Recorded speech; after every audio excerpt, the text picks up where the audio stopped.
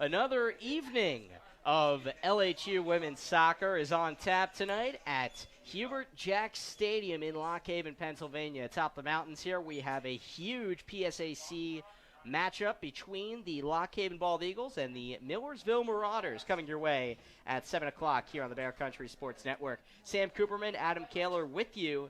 And Adam, this really can't be stated enough. A lot is on the line tonight for an LHU team that has been superb, especially of late. 10-3-1 on the season, has locked up a playoff spot. But the Bald Eagles, with a win here, could vault themselves into third in the conference and have a very likely chance of hosting a playoff game should they come out on top against 22nd-ranked Millersville. Yeah, two of the premier teams in the PSAC here. Sitting at third and fourth, this is a big game in terms of a home playoff game. The other thing it also brings into, the top 5 teams, I believe it is, in the Atlantic region, get a spot in the NCAA tournament as well.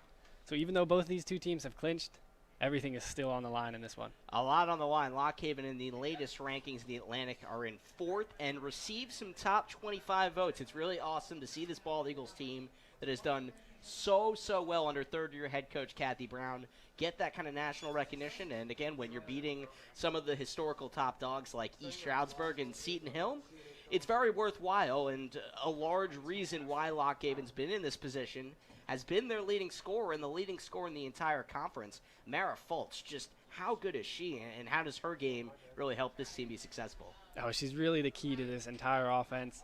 Great first touch, excellent passing in the final third, and just finishing. One of the top finishers in the PSAC and in the nation. She's actually 8th in the nation in scoring, tied for 8th, and 11th in the nation in points. 15 goals, 3 assists for Fultz, and she's had 2 goals in 5 of the last 7. Not 2 goals over that span, like 2 goals in 5 of those games. She's scored 2 times in those games. She's been fantastic, and you have a lot of players really surrounding her that make this team click.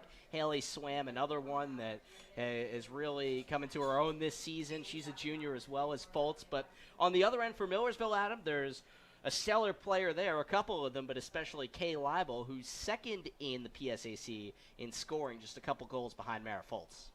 You have to think Kay Leibel at 13 goals, Mo Fultz sitting at 15. This could be a big game in terms of PSAC Player of the Year even, and the scoring title in the PSAC. A big showing here would go a long way towards the voters.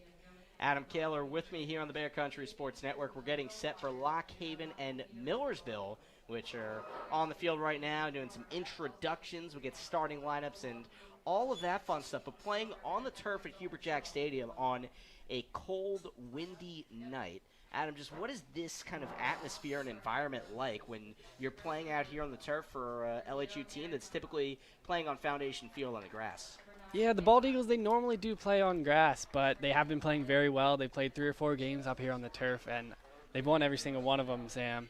So I'm not too worried about the turf. However, the cold, when you bring in a bench player, it's important that the bench players are staying warm on the sideline, getting up, jogging back and forth, because you can't come into a game like this cold at a high-level game like this. You're bound to make a mistake if you come in too cold.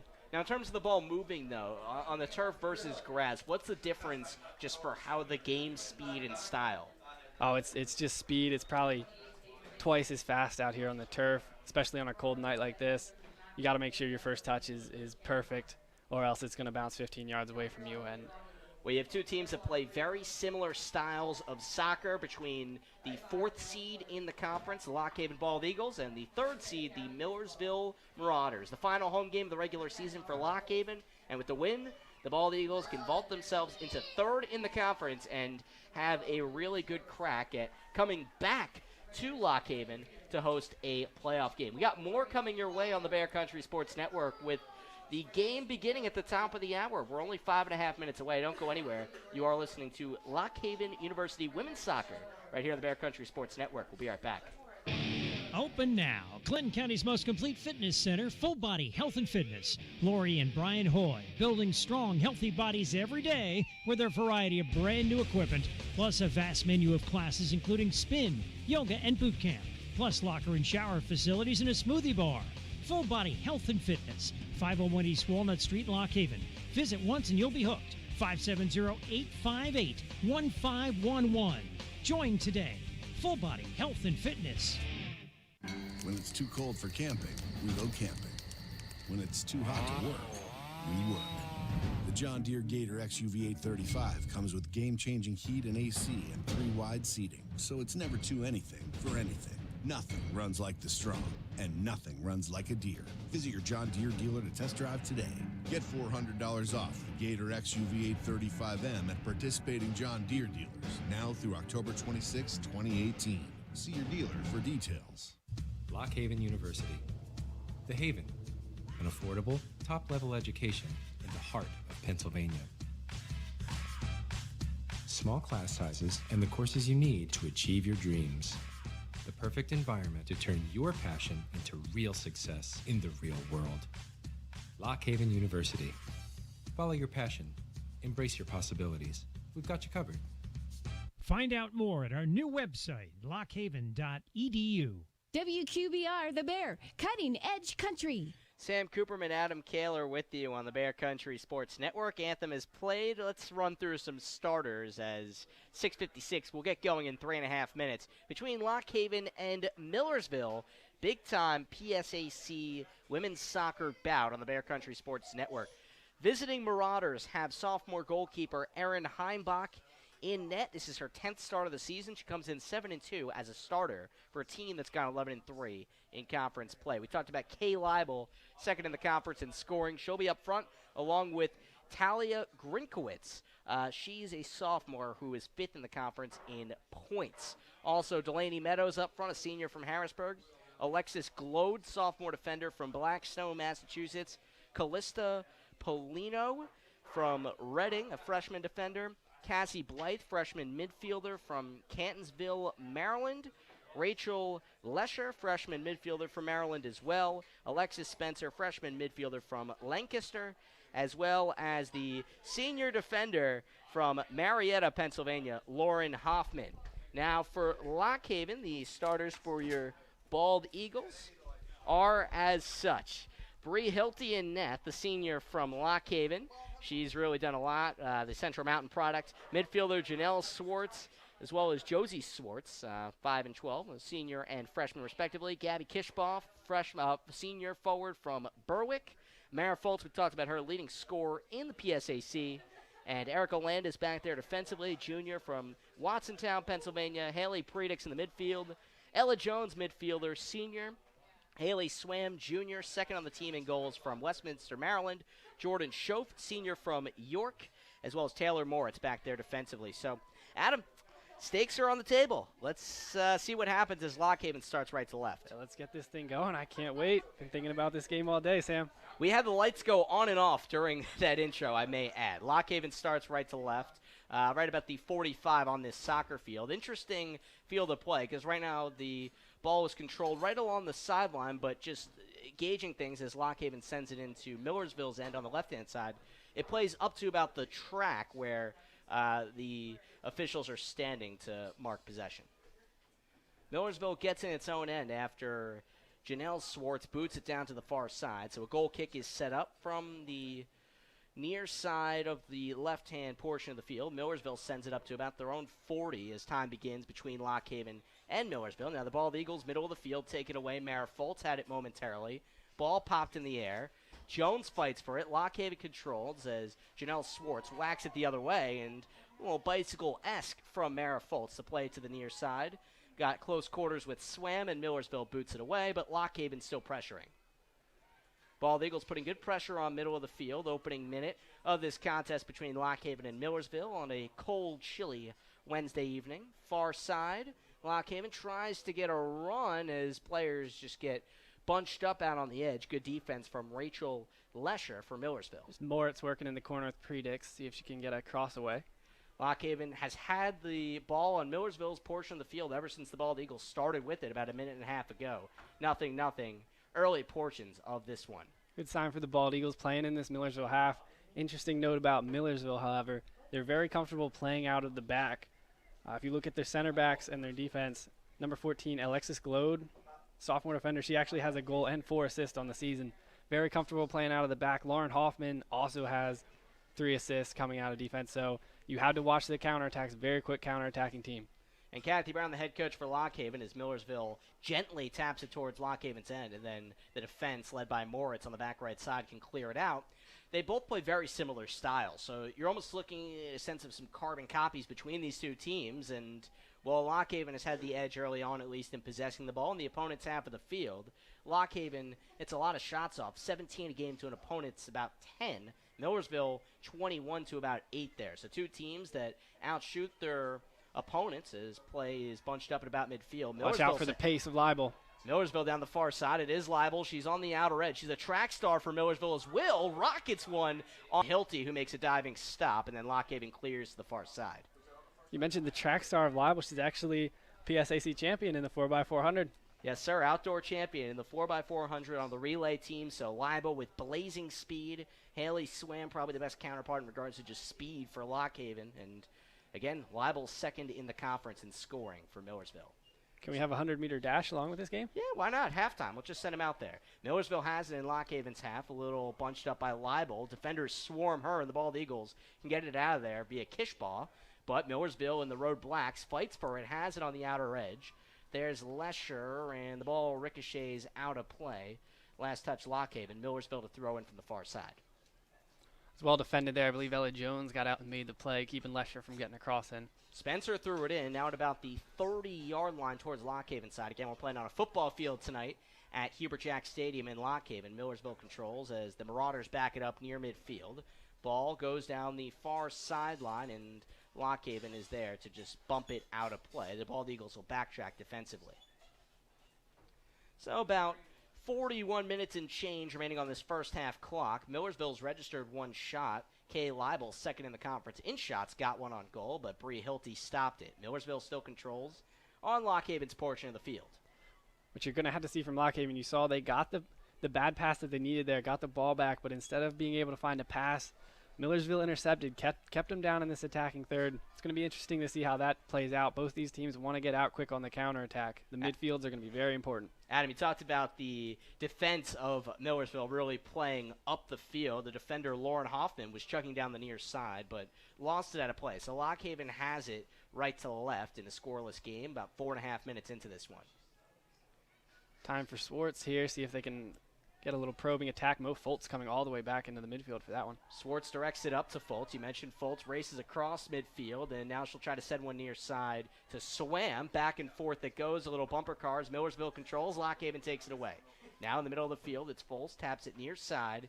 Here's Josie Swartz, who will slow it down and then redirect to the far side. Moritz off the inside of the foot, sends one out, and then the ball gets popped right back, and Lock Haven does control, and will play it back to the defense at midfield. Here goes Swam to the opposite end of the field. Exactly 5 minutes gone by. Lock Haven lifts it towards the net of Millersville, and there to make an easy scoop is Erin Heimbach. Interesting note on that last possession for Lock Haven. You saw Foltz come all the way back into her own half for it. Josie Swartz then pulls up to striker, pushes forward to striker. And Janelle Swartz accidentally just rocketed one off the face of her teammate Gabby Kishbaugh. Play on near side. Lock Haven possession. She looks to be all right, but that one will sting in this cold weather. Oh, yeah. Imagine that ball not fun. Is very much feeling like a cold stone just coming at your face. Lock Haven about midfield. Controls on the right-hand side. Ella Jones with some nifty footwork to pass it along to the far sideline where Taylor Moritz has a run. She turns the corner, gets ahead right to left for the Bald Eagles, around Leisure. Now middle of the field. Lock Haven momentarily had it, and then Foltz is stripped of it. Millersville left to right. Lock Haven kicks it right back into Millersville's end. And then a defender has to left foot it to the far side. That was Lauren Hoffman for Millersville. Deep in their own end. Lock Haven still pressuring. Good pressure. Lock Haven does get it. Now one sent towards the goal from the far side. Easy pickings there for Heimbach, who just caught it right at the numbers. High pressure from Lock Haven. Those turnovers, eventually one of them will pay. That's a good turnover inside Millersville's box. Look to make that one work out next time with a little better cross. Defender Alexis Glode up the field near side. Tries a lead pass a little too far for the track star Leibel, but still pressuring is Millersville. Lock Haven clears it near side. The Bald Eagles momentarily get it out of harm's way, but Millersville a throw in about 20 yards away from the Lock Haven net 7 minutes into this one. It's great positioning there from Erica Landis. When you have a pacey front line like Millersville have, center backs, you need to be in the lines, cutting off runs. because you won't be able to catch them if they get in behind you. Hoffman initially threw it into Leibel. Now the ball gets played to the far side of the field. It's Blythe who waits for it right about 35 yards away, head on from the net. She'll lead it near side. Here's Hoffman, uses the right foot, little zigzag. Lockhaven does a good job defensively to cut her off. That's Predix on the stop. Bald Eagles pushing right to left. Bald Eagles middle of the field. Swam tries to chase it down, and she does for a second. Into Millersville territory. Marauders win the battle as Callista Polino plays it back into Lockhaven's end, but the ball moves its way towards midfield. 37.5 minutes remaining in this first half. Scoreless between third place Millersville, fourth place Lockhaven in the PSAC standings. Far side of the field, there's a potential run brewing from Rachel Lesher, the freshman midfielder. Lockhaven says, no, thank you very much. We got it. Look for a quick counterattack here. Bald Eagles do have it on the far side. It's Swartz. What can she do with it? Josie Swartz making a nice run in the middle if Fister can find her. Went about 15 yards or so. Does lead Josie Swartz. It was Janelle on the run, but then a diving stop. It's Erin Heimbach, the sophomore, took over 6 games into the season. She's 7-2 as a starting netminder and punts it away into her own end. Lockhaven will try to get it off the rebound here as the ball rolls to the near side. I love that run from Josie Swartz. All the way from about midfield. Great curling run in the middle. Our sisters passed just a little too hard. Both these teams, as we talked about, play very pressure-heavy styles. A lot of defenders come up for Millersville as the Marauders control about midfield left to right. Here's a defender, Hoffman, who runs into traffic, and the ball gets sent towards Lockhaven's side, about 20 yards away from the net. Players fight for it. Lockhaven has it. Swartz gets flung to the ground. Millersville a takeaway. The Marauders left to right. Around midfield, curling is Polino. Physical play on the ball there, Sam. If you're Lockhaven, you got to be wise of that. Got pushed off the ball. If the referee's not going to call that, you got to stay strong.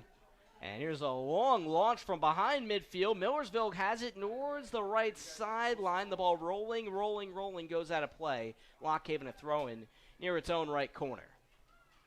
Ball was played up towards the defender, Alexis Glode, but she couldn't catch up to it. Now Lockhaven turns the corner near side. Here's the speed of Mara Fultz on display across midfield and counting. She tries to use the right foot to lead Swam.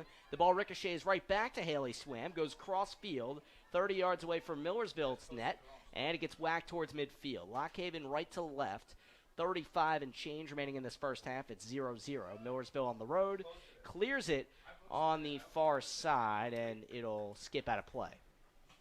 10 minutes gone here. Really even game, in my opinion. There'll be stretches about a minute or two at a time where each team is pressing in the attacking third, and then it'll switch. I got to see a goal here soon, I would think, the way this game is going. Both teams are just getting their runs in. It seems like Lockhaven 1 minute, Millersville the next, as this time it is on Millersville's side of the field. There's a chase for it near side. Lockhaven controls. Back near midfield, Janelle Swartz, the senior, tries to scan the field, taps it near side. Swam might have miskicked it. She led it towards the Millersville defense, and Millersville on the near side with Alexis Glode, who knocks it out of play. Lockhaven keeps it and will try to get a run in here 10 yards away from the Marauder net. Bald Eagles and the home whites get one here. Mara Fultz, leading goal scorer in the conference, leads Swam near side. Great she pass. kicks one and she scores! How about that? A crafty setup from Fultz, and Haley Swam knocks it in. The Bald Eagles on top early, 1-0. 34.5 minutes remaining in the first half. That's a phenomenal finish, Sam. She had no angle on that shot whatsoever. Cut it all the way across the keeper, off the inside of the post and into the net. Fantastic start for Lockhaven. That's knowing your personnel right there, because you have to be pretty comfortable with your teammates to set her up there for a shot at such a tough angle. Ordinarily, I'd like to think that someone would play towards the middle of the field, but no, Fultz gets the assist, her fourth, and Swam nets the goal for Lockhaven. That is her 8th. Millersville now left to right, tries to answer on the road. The Marauders, as some chippy play happens near their side with someone onto the field for the first, no, check that, Paige Mancini, defender from Northumberland and Chickalemi High School, got bodied and will get a free kick from her own end. I mentioned earlier I really wanted to see a goal. We thought this game needed a goal. An early goal like that could really open up a game like this. And with 2 premier goal scorers that we have in this game. Again, a lot at stake here from both sides as the ball is in Lockhaven's end, rolls behind the net for a goal kick. Bree Hilty's faced one shot today for Lock Haven with the score 1-0 in her team's favor. Of course, she stopped it. And Lock Haven now sets it up near side. Swartz lifts it ahead. Now on the body of Kishbaugh for Lock Haven. And no, that's Fultz checked that. And the ball ricochets out of play for Millersville. Throwing to come near side from Hoffman. Puts it right on the foot of Grinkowitz, 5th in the conference in points. Grinkowitz, nifty moves, gets to the middle of the field, passes far side, and then in a pressured situation, Rachel Lesher chips it out of play. It's a great pass there from Grinkowitz. Taylor Moritz, however, saw it coming the whole way, stepped in, and got a goal kick for Lock Haven. Well done. Lock Haven, one of the best in the conference and not allowing goals. Tied for the 3rd fewest goals in the PSAC, and with about 33 minutes and counting left in this first half, Lock Haven leads 1-0, and the Bald Eagles look to continue to defend their net and tack on more as the Bald Eagles apply pressure, getting across midfield. Millersville on its own side can get the ball out of harm's way for the time being. Ball controlled near midfield. Lock Haven a takeaway. Good run from Janelle Swartz. What can she do? Near side, hipping and hopping around, leads one for Fultz. Mara Fultz, an assist already to her name, goes right, goes left. That swam in now the middle. Controls and goes right to the goalkeeper as Heimbaugh just caught it in midair. You mentioned that great goal-scoring record for Millersville and Lock Haven. One of the things you want to look at, you have great goal scorers and you have great defenses in this game. Couldn't have a better matchup. Really is an exciting matchup between both sides. Kathy Brown, the head coach for Lock Haven, didn't want to think too far ahead when we spoke to her last night on the LSU Coaches Show, as Lock Haven is a takeaway in Millersville's end. Kishbaugh plays it to the far side, popped up in the air, and too far for Lock Haven to catch up to it initially, but Millersville's defenders having trouble getting it out of there, and Lock Haven will control on the far side. Good. Again, it's all about the relentless pressure from Lock Haven that has been the story so far with a 1-0 lead for the Bald Eagles. Look for Lock Haven to maybe run that sort of a play again. Janelle Swartz on the far side had a lot of space. The Millersville right back got a little sucked in. Swartz made a nice run. They just couldn't pick it out. I looked for them to go back to that. Everybody all huddled up on their respective benches. A chilly night at Hubert Stadium in Lock Haven. Millersville gets it across midfield via the foot of Cassie Blight, the freshman midfielder. Lock Haven has it in its possession on the opposite side. Now moving up the field, the ball will ricochet to the Bald Eagles on the far side. Space for Kishbaugh in the middle if she can find her. And Kishbaugh was running up the field. Lock Haven has a couple attackers up if they can get the ball through. Right now about 30 yards away from Millersville's net. And the Marauders and the Road Blacks do try to send it up, and Lock Haven maintains possession. About a half hour remaining in this first half. 1-0 Lock Haven. The Bald Eagles scored about 5 minutes ago on a Haley Swam goal that was beautifully placed from Mara Fultz on the setup. Millersville possession as the Marauders go left to right. Looks like they got a foul on, I believe, Haley Predix on the far side. Haley Predix, one of the keys of this Lock Haven midfield, the 5'3" senior from Lewistown, Pennsylvania. Millersville exchanging passes in its own end. Now, here is an absolute missile of a kick sent about 40 yards down the field. Lock Haven heads it out near side. So Millersville marching upwards. 30 minutes on the dot remaining in this first half. Calmly dealt with there by Janelle Swartz. You got to love this back four for Lock Haven. Composed, doesn't give up a whole lot of goals, doesn't make Bree Hilty work too much. That could change tonight. Very good offense they're going up against. Millersville got the first shot in this game. No goals, of course, yet for the Marauders. Down 1-0 on the road. And Millersville, another team like Lock Haven that hasn't had that much success in recent years, but has really taken a nice jump. Millersville 11-3 in the conference and currently is in third. An absolute launch of a throw comes from Grinkowitz. It gets batted around middle, and Lock Haven can clear it out of its own side. Almost fell for libel. Look for a counter. Now Lock Haven with that counter. Mara Fultz, she has it. Goes up the middle, places near sides. Now Fultz has it. Fultz lead pass, Lock Haven. Here it is, and Swam tries to turn the corner. She gets cut off by a defender. Good play for Millersville to break up that potential run. Looked like Paige Mancini dealt with the pace of Haley Swam very well there. Cut off a run. Perfect defending. Can't do it any better. Lock Haven does have possession, 30 yards away from the Millersville net. Throw-in from Janelle Swartz. Places it right towards Swam. Goes middle, and Millersville a clear. The Marauders middle of the field. The speed of Leibel can't catch up to it as Moritz boots it back to the right side. Foltz fended for it. Millersville now with it. Ball bounces towards Lock Haven, and Josie Swartz tries to collect it. And Lock Haven now with possession, middle of the field. Ella Jones has it on her foot. Now the ball gets played backwards. Lock Haven's done a really good job so far keeping those pacey forwards off the ball. Really haven't called Leibel or Grinkowicz very much early in this game. Not really a good look for Millersville yet as a defender. Misread a ball that got popped into the air in her own zone, but then Millersville can clear it out. Lock Haven still keeps the heat on with 28 minutes to go in the first half, up 1-0. It's a sigh of relief for the Millersville defense there. Just a little bit of a mistake. You'll pay for those sometimes in a game of this quality.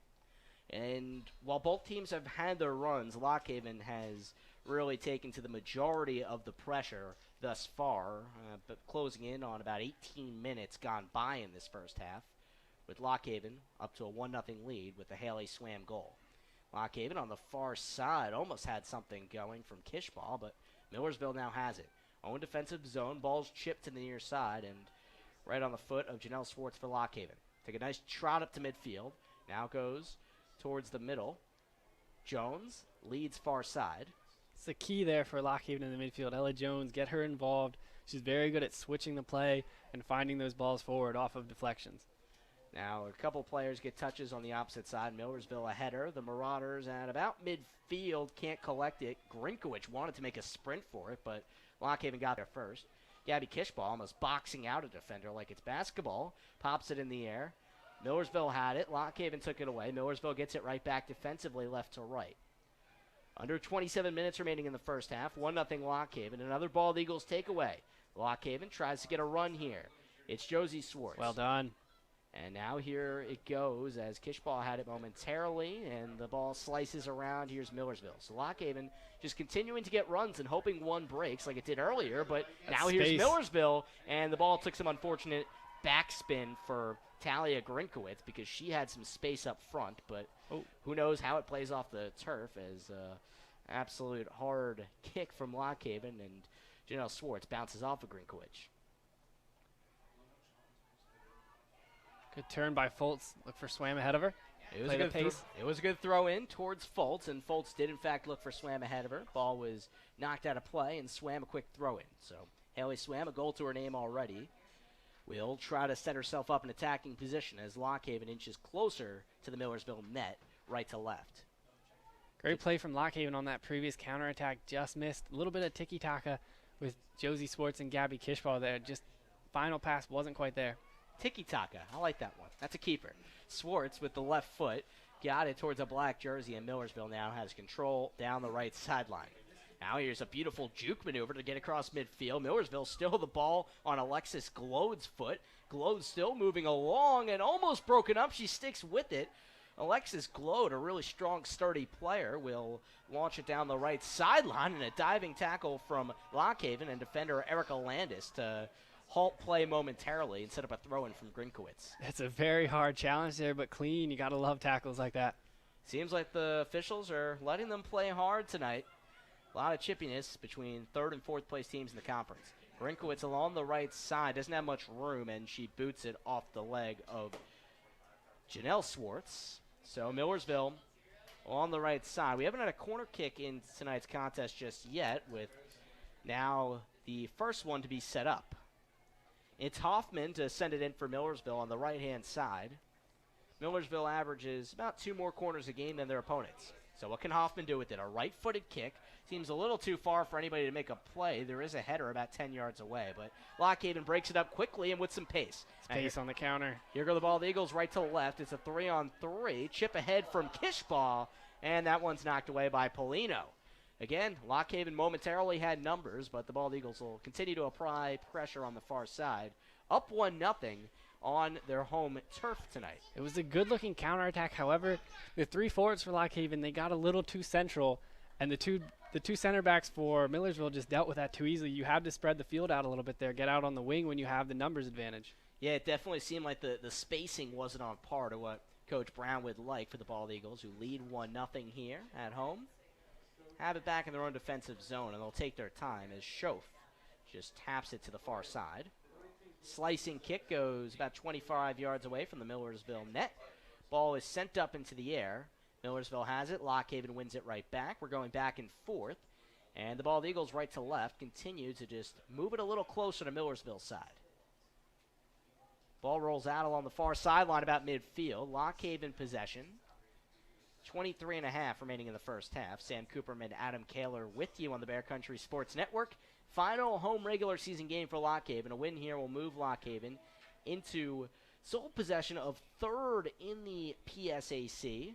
And that would be huge in terms of having the potential to host a playoff game next week. Yeah, the last home playoff game for Lock Haven, 2004 was the last time they ever hosted a PSAC playoff game. 2006 was the last time that they even made the PSAC playoffs, so a big historical season here for Lock Haven. Already locked up a playoff spot has Lock Haven, currently fourth in the Atlantic region. A win here against the 22nd ranked Marauders as Lock Haven plays with it middle of the field, right to left. Could potentially vault them into the top 25. That would be a really special moment for Kathy Brown and this team. Janelle Swartz over towards the middle, and good footwork by Hella Jones. Jones does tap it over to the far side. Now here's a kick that's chipped. It's about 15 yards away from Millersville's side, and the Marauders make slight work of it to clear it. Another and then Lock good Haven play there. with the takeaway. It's Josie Swartz on the swipe. We mentioned that midfield. Ella Jones and Josie Swartz in that midfield. That was a counterattack opportunity for Millersville. Very important tackle there from Ella Jones and Swartz combining on that one. No subs yet for either team, and on a chilly night like tonight, got to do their best to stay warm, as you mentioned pregame, Adam. 22 minutes remaining in this first half. 1-0 Lock Haven. Janelle Swartz in the Millersville zone. Sends it off the body of a defender. It's Mancini on the clear. The Shikellamy product goes right back to Lock Haven at about midfield. Here go the Bald Eagles. Possible run set up here. The ball stays in play 20 yards away from Millersville's net. Janelle Swartz goes through the zone. Mara Foltz with the right foot towards the middle. Here it goes over the net. A little too far off the kick from Swam. Just got underneath that one a little bit too much. Had to stay over top of that one, get more power. Just lofted up a little bit. Maybe rushed it just a tiny bit. Haley Swam wanted her second one as she went a little over the back right corner of the net. Heimbaugh didn't even try to make a jump at it, but Mara Foltz, another beautiful setup. She already has an assist to her name tonight. Millersville, after a collision middle of the field, Josie Swartz went for a tumble and speaks to the way the referees are letting them play tonight. Grinkowitz near side for Millersville. She has a run, splits defenders towards the right post, doesn't have the angle, turns the corner, diving stop by Hilty, tried to set up Leibel, but the two were just so close on the timing, and Millersville does not capitalize. I think Hilty may have, or one of the defenders may have gotten a touch on that one, keeping it away from Leibel. I mentioned we hadn't said much about Grinkowitz or Leibel, but that's what two players of that quality will do. One chance, and she's behind the back four. She's playing the ball in the middle, and it could have been very easily could have been a goal for Millersville. It almost seemed like Leibel was too quick for it, and we talked about her speed. PSAC champion in outdoor track in the 4x400. Millersville still attacking, though. Leibel has it on the left side. She gets through. Left-footed kick goes wide left. I want to say there's a save there. It looked like she put it on goal, forced a great save out of Bree Hilty. Bree Hilty was in good position, and she might have nicked it with the right hand, and so that's the case, of course, if Hilty touched it, which she did. So give Bree Hilty another save. The senior from Central Mountain High School breaks up a potential Millersville goal. There was a lot of power behind that shot. That's a great save from Bree Hilty. Corner taken by Millersville from the far left corner. Here's one high in the air that Hilty comes down with. Quickly rolls it out. Lock Haven looks for a counter. A lot of space for Mo Foltz on this near side if she can find her. It's Kishbaugh who goes towards the right side for Swam. Ball jostled for Millersville, wins it. So you talked about it, spacing better there this time, but just not enough time there for Lock Haven to make a potential play at it. So it's still 1-0 Bald Eagles on their home turf. Usually play on the grass at Foundation Field, but tonight we're on the football field at Hubert Jack Stadium playing some soccer. It's Millersville left to right now. If you're Lock Haven, you got to find a little possession. Millersville's in a very good space of about 5 minutes or so, attacking very well. Good maneuver from Grinkowitz into space and close setup for Leibel once again. It's Millersville continuing to get chances here, but this kick was a little too wide after Talia Grinkowitz making defenders miss and getting a shot at a setup. And now it's a goal kick for Lock Haven. You can see the chemistry between Leibel and Grinkowitz. Those two are really on the same wavelength out there. Between the two of them, 10 assists, 22 goals. They really just know where each other are out on this pitch and can find each other without even looking sometimes. Here's a running boot from Schoaf that gets kicked around. Lockhaven has control. Now about midfield, the Bald Eagles will go up the right sideline. What can Predix do with it? Predix on her right foot leads everybody, and the ball just skips across the turf to the keeper, Heimbaugh. About 18.5 minutes remaining in this first half. A punt is popped right up in the air, and Lockhaven might have a chance to get a stab at this ball, but Millersville comes down with it. Marauders kick it out of their own defensive zone. Good header attempt by Landis. The ball rolls near sideline for Janelle Swartz. Reads the defense. Takes about 5 yards up with the right foot. Now curves it backwards, and middle defender Schoaf, the center back, goes to the far side where Moritz has a little more time to work with it towards midfield.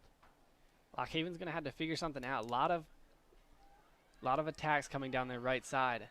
Here's potentially one as Mara Foltz had it towards the middle of the field. Great It got tackle. broken up, and here's you said. Beautiful tackle from Janelle Swartz. Let's keep this one going. Lockhaven here with Foltz. Bodies a defender, sticks with it. Play on. Foltz high archer, and it almost went in for a field goal at the goalpost here, way atop the net. Lockhaven just continues to play on, and the fans in attendance are loving this. Cheers audible on a chilly night here at Hubert Jack. Yeah, round of applause due for Janelle Swartz on that play. There was a counterattack on for Millersville. She made a crunching tackle right about 40 yards from goal. Then Meg the defender with a great pass. And that'll set up Moritz on a corner. The first corner of the night for Lockhaven from the near one. She'll just play it in, trying to set up the left foot of Swam and swiped away by the keeper.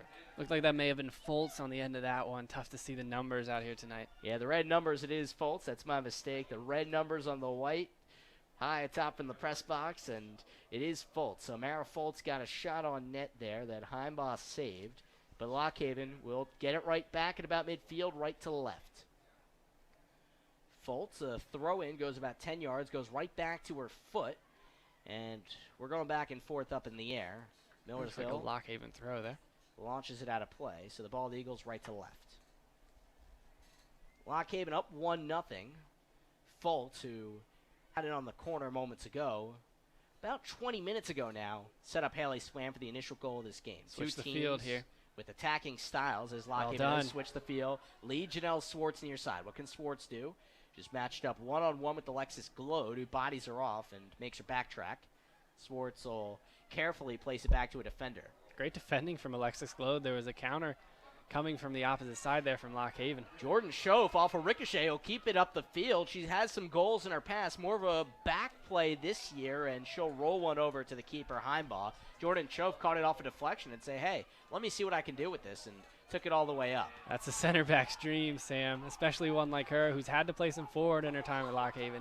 And a player just got absolutely shouldered to the ground. Gabby Kishball, I think, inadvertently knocked over Delaney Meadows, and a foul is called. So Millersville kick left to right, and things have definitely gotten more aggressive in the last few minutes or so as Millersville gets it across the field. The fans are loving this one.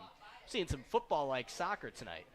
It's trouble. Millersville on the far side, played into Grinkowitz. Grinkowitz back to the goal. What can she do? Lockhaven plays her off of it. Good D by Landis. The ball rolls out. Landis lets it slip behind her, but Lockhaven boots it all the way out to the far side. I think that was Ella Jones on the Yes, it looked like Ella kick. Jones. She got back there from her midfield slot. Now Lockhaven has it at midfield, right to left.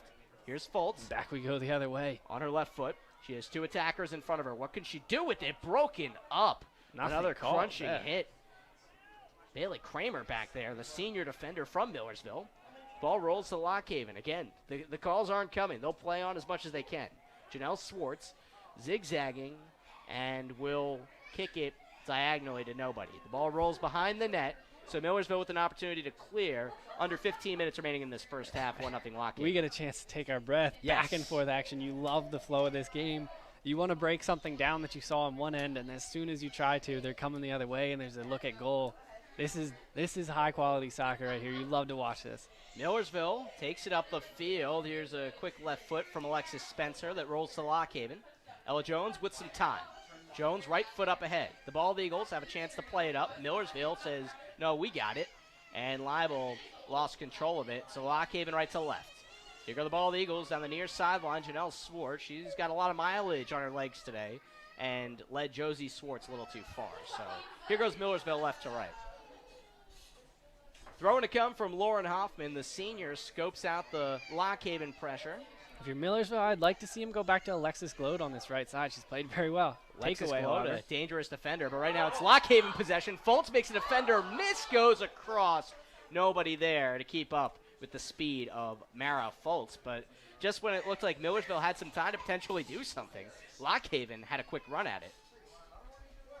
Goal kick on the far side for Millersville. 13 and change remaining in this first half. It's 1-0 Bald Eagles. As a high arcing kick goes towards midfield on the far side, Lock Haven heads it away back towards Millersville's side, and the Bald Eagles a takeaway. Lock Haven has been aggressive tonight, but doesn't have a chance there. It's broken up swiftly by Paige Mancini, the defender for Millersville. Well done by Predix. Predix was on Mancini's back, and she won it for Lock Haven, but Millersville still fighting around the middle of the field. Now here's the speed of Leibel on full display. Left-footed kick. Leads Grinkowitz. Has one on, potentially none, but not enough time to get it past Hilty. Janelle Swartz caught up to Grinkowitz and was backtracking her. The right-footed kick went right to a diving Hilty for the Lock Haven save. Grinkowitz, I think she tried to catch Hilty off guard a little bit, maybe taking that first time. Just couldn't quite get enough on it. I'd like to see her maybe take a touch there, get a little bit more power on that one. It seemed very rushed. About 12 and a half minutes remaining in this first half. Millersville still scoreless on Lock Haven's home turf, playing on a frigid night as we hit about 7:30. Temperatures will continue to drop up in the mountains. Millersville at the middle of the field has the ball taken away. Marauder midfielder is flattened and a foul is called. On that last possession, though, you see the danger Millersville can create almost out of nothing. Leibel beats a defender and all of a sudden plays a fantastic ball under Grinkowitz. Where there was nothing there 2 seconds ago, all of a sudden you have a great shot on goal. Wouldn't want to fall on this turf tonight. That's got to be a tough one.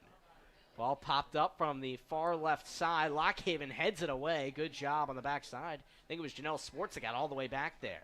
It's the ball of the Eagles right to left. Kishball has it on her foot. Release Predix if you can. And she has Predix on the far side. A little too far for her to reach it. Alexis Spencer had it. Gave it right back to Lock Haven. Down the far sideline, it's Moritz.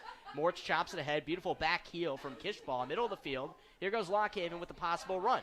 Lock Haven has 3 on 4. Play to the right side, now to the middle. Mara Fultz. Fultz controls, has black jerseys around her. Good lead to the left side. She'll have to curve it far side and almost the setup on the opposite side. Mara Fultz with the vision to see a teammate streaking near the right post, but just mistimed it a little bit.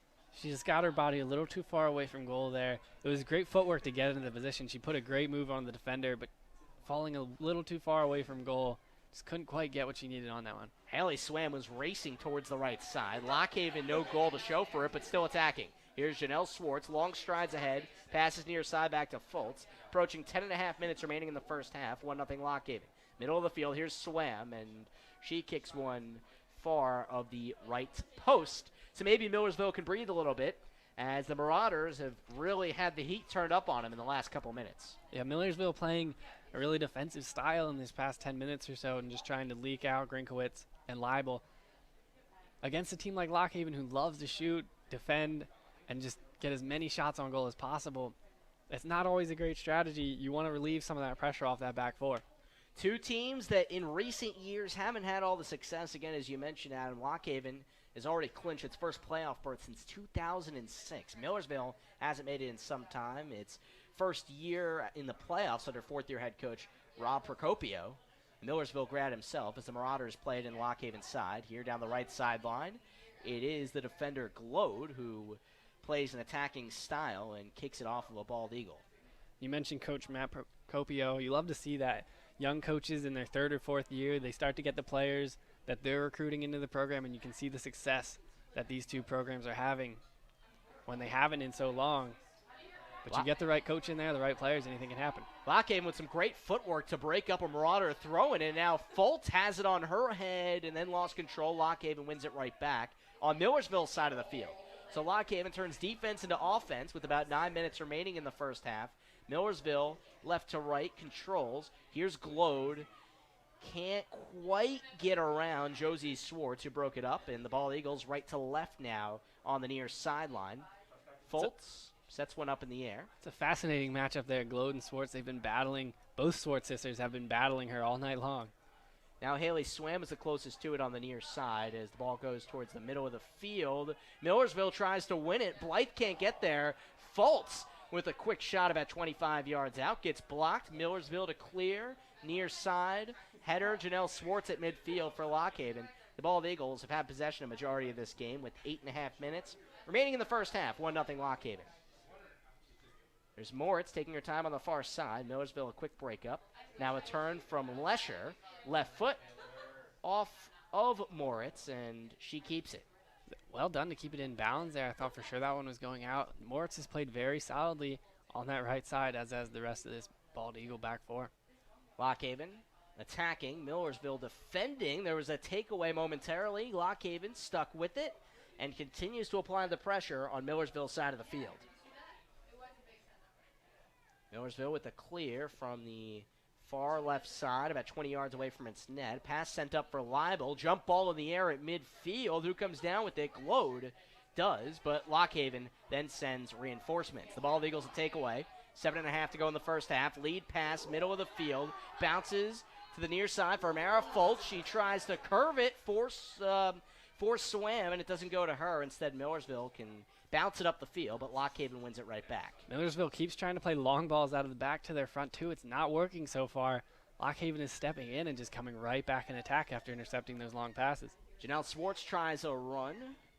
She'll play it in towards the middle, and here's a kick from Kishbaugh that on one hop is fielded by Heimbaugh, the goalie for Millersville. Looks like she got jostled off her spot just a little bit on trying to take that shot. Couldn't get anything on it there. Again, a lot of contact from both sides today, and I didn't see on that play where Millersville Marauder fell a little bit. Didn't see as much contact as I've really seen on just about anything, but Millersville will get a foul out of it with under 7 to go in this first half. Lock Haven up 1-0 at home. On the far side, here's a kick. It comes from Paige Mancini. It's bounced away by Lock Haven. Goes right back to Alexis Glode. Ball played to the near side. Lock Haven controls right to left. Here go the Bald Eagles. Josie Swartz is absolutely stomped over. The ball on the ground. Play on, the officials say. And Alexis Glode kicks it out of bounds. And somehow it's on Lock Haven. Josie Swartz was on the ground. And Alexis Glode got tangled up with her. And they'll say it's Millersville possession. I'm trying to figure that one out too, Sam. I'm not really sure what that one was all about. Yeah, this is more of your forte. I was waiting to say, oh, maybe there's something I missed, but apparently I didn't miss it. I wish I could help you with it. Ball bounces towards Lock Haven's end, and Hilty is there to promptly scoop it up. Under 6 to go in the first half, 1-0. Lock Haven in front at home. Again, the Bald Eagles 4th in the conference. A win will put them up in 3rd place, help with their Atlantic region ranking, clinch a spot in the NCAA tournament potentially. If you can hang up there as the Bald Eagles try to run it up the far side. Millersville takeaway. But right now, just got to beat the opposition. A very good Millersville team has only lost 3 times this whole season. Lock Haven tried to go down the right side there. A lot of more of their success actually has come on this near side against the right back here instead of the left back. That's where a lot of their success has come. Nothing really going on that far side right now. Linking up between Swam and Fultz on this near side. They got another chance. Here is Fultz. Fultz left foot goes off a defender, and she fields it. Headed right from Josie Swartz, and that was a strong header from her. Went a good 10-plus yards to the keeper, and Heimbaugh gets it. And now a quick counterattack that Lock Haven is there to break up on the far side. Good run at it from Moritz, the defender. Lock Haven now middle of the field, tries to get something stewing again, goes back to its defensive end after a bounce to Schoaf. Far side, Moritz catches up to it on the sideline, has a one-on-one matchup out there, and she can't quite get the angle she's looking for with under 5 to go in the first half. 1-0 Lock Haven as Millersville sends it up to the Bald Eagle side. Predix, well done, little back heel. That was a little back heel and a turn. Predix went up. She tried to catch Fultz on the lead. Couldn't quite get it there as Millersville broke it up quite elegantly. Once again, the ball's right back to Lock Haven in attack. There was time of possession in soccer counted. I mean, it's a lot to a little. In Lock Haven's favor right now is an easy save made by Heimbaugh after a ball was tapped over to her.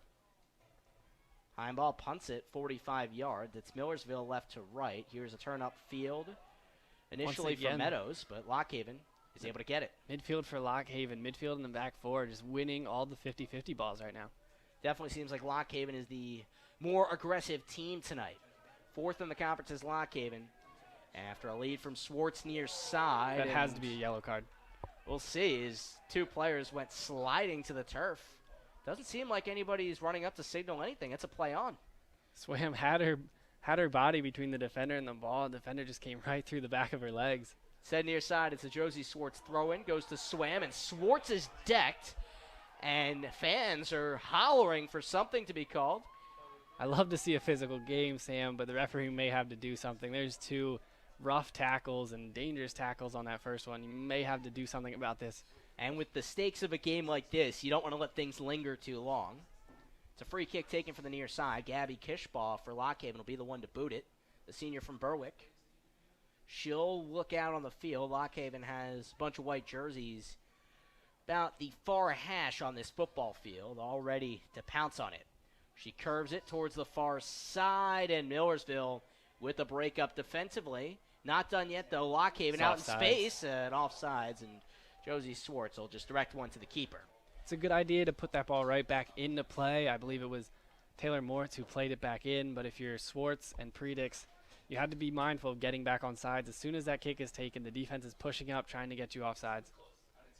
Here's a kick from the far side for Millersville. Spencer launches it up across the middle of the field. Lock Haven a header from Jones. The ball finds its way to the near side for Swam. She'll go back right side, and Lock Haven will go up the field. 2 minutes to go. A goal now would be huge going into halftime. Predix to, it was Foltz who led Swam, and now a couple Millersville defenders get tangled up with each other, and that's the pressure Lock Haven applies as the Bald Eagles will have a throw-in about 25 yards away from the Millersville net, under 2 to go. It's 1-0 Lock Haven. Bald Eagles just waiting for that right time to slip another goal in. Leading the 3rd-ranked team in the PSAC, 1-0, 22nd ranked in the entire nation. Ball bounces to Josie Swartz near side. Sidestep, and then a feed up ahead for, it was Janelle Swartz rather, feed up ahead for Josie Swartz, and now Josie a throw-in. Hits Janelle on the run inside the 20, gets bodied up with the defender, and Millersville able to win this one. Right back to Erica Landis, minute and 15 to go, try and pump this ball right back in, see if you can't grab a late one. Lock Haven, its defense has been so sturdy all season. There's a high arcing kick from Schoaf, tried to lead, Foltz, and just a little too far, scooped up by the keeper, Heimbaugh. Here goes Millersville left to right. Initially on the foot of Glow. The ball gets sent to the far side of the field. Now here's a sidestep from Spencer. Lock Haven, a good breakup. Predix got in there, and now Lock Haven under a minute to play in the first half. Exchanging passes with Kishbaugh. The Bald Eagles can save it on the far side as we play on at Hubert Jack Stadium. Lock Haven trying to get its 2nd goal of the contest as things have gotten chippy all night long. It's time for an attack here. And there was one lifted from the far side by Predix. Millersville with 3 defenders back there. Right-footed kick goes near side. Millersville has it. At the controls, it's Grinkowitz. Has a one-on-one matchup, and she can work her way upfield. And a whistle blows with about 20 seconds remaining in this first half. Grinkowitz hit the turf. That's a good foul there from Erica Landis. With about 15 seconds to go in the half, there was a counterattack there for Millersville. They may have been able to get something. A foul there just completely stops the run of play, and quick kick up from Polino, and Lock Haven will just back to the far side. That'll end the first half. The Lock Haven faithful in attendance. The crowd is just slowly but surely gotten decent numbers as time has moved along through one half. It's 1-0 Lock Haven, a huge women's soccer matchup on this Wednesday evening. We'll give you some halftime coverage from Hubert Jack Stadium. Lock Haven in front 1-0 right now on the Bear Country Sports Network. We're coming back after this. It's time for an insurance review. Every now and then, you need to know you're getting the best coverage at the best price. So here's a phone number, 570-865-5191. State Farm agent Jason Eberhardt will give you an overview and make recommendations of how you can better protect yourself and your family. Auto, home, life, health, property, or business, it's Eberhardt State Farm. Find out more online. Go to InsureJerseyShore.com. Eberhardt State Farm, 265 High Street, Jersey Shore, 570-865-5191. When it's too cold for camping, we go camping. When it's too hot to work, we work. The John Deere Gator XUV 835 comes with game-changing heat and AC and 3-wide seating, so it's never too anything for anything. Nothing runs like the strong, and nothing runs like a Deere. Visit your John Deere dealer to test drive today. Get $400 off the Gator XUV 835M at participating John Deere dealers now through October 26, 2018. See your dealer for details. People say one of the toughest things to find is a good mechanic. Problem solved. 570-748-7905 for Hillside Service Center, specializing in brakes and suspension, and Jasper Engines. Ed and his crew will fix and maintain your vehicle like it's their own, offering 24-hour towing. Download their amazing app now and use it to keep track of routine maintenance. Make appointments or call for a tow. Serving Bear Country for the last 29 years, Hillside Service Center, 15 South Hannah Street, Lock Haven. 570-748-7905.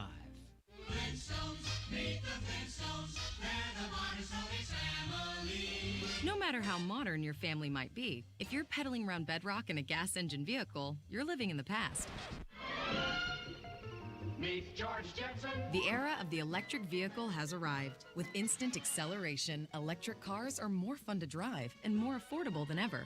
Electric cars are here. Plug in to the present. Learn more at plugintothepresent.com. Sponsored by Volkswagen Group of America. Play Jack-O-Lantern Jackpot. It's the new scratch-off game from the Pennsylvania Lottery with 10 top prizes of $50,000. Pick up the game, play today. Benefits older Pennsylvanians every day. You must be 18 years or older to play. Please play responsibly. The Pennsylvania Lottery again generated more than $1 billion last year for programs that benefit older Pennsylvanians. Visit our Facebook page this month for your chance to win Jack-O-Lantern Jackpot tickets. Bear Country 99.9 FM. Like us, then sign up to win. WQBR The Bear, cutting edge country. Halftime on the Bear Country Sports Network. It's 1-0 Lock Haven in front of Millersville here on the Bear Country Sports Network. Sam Cooperman, Adam Kaler with you.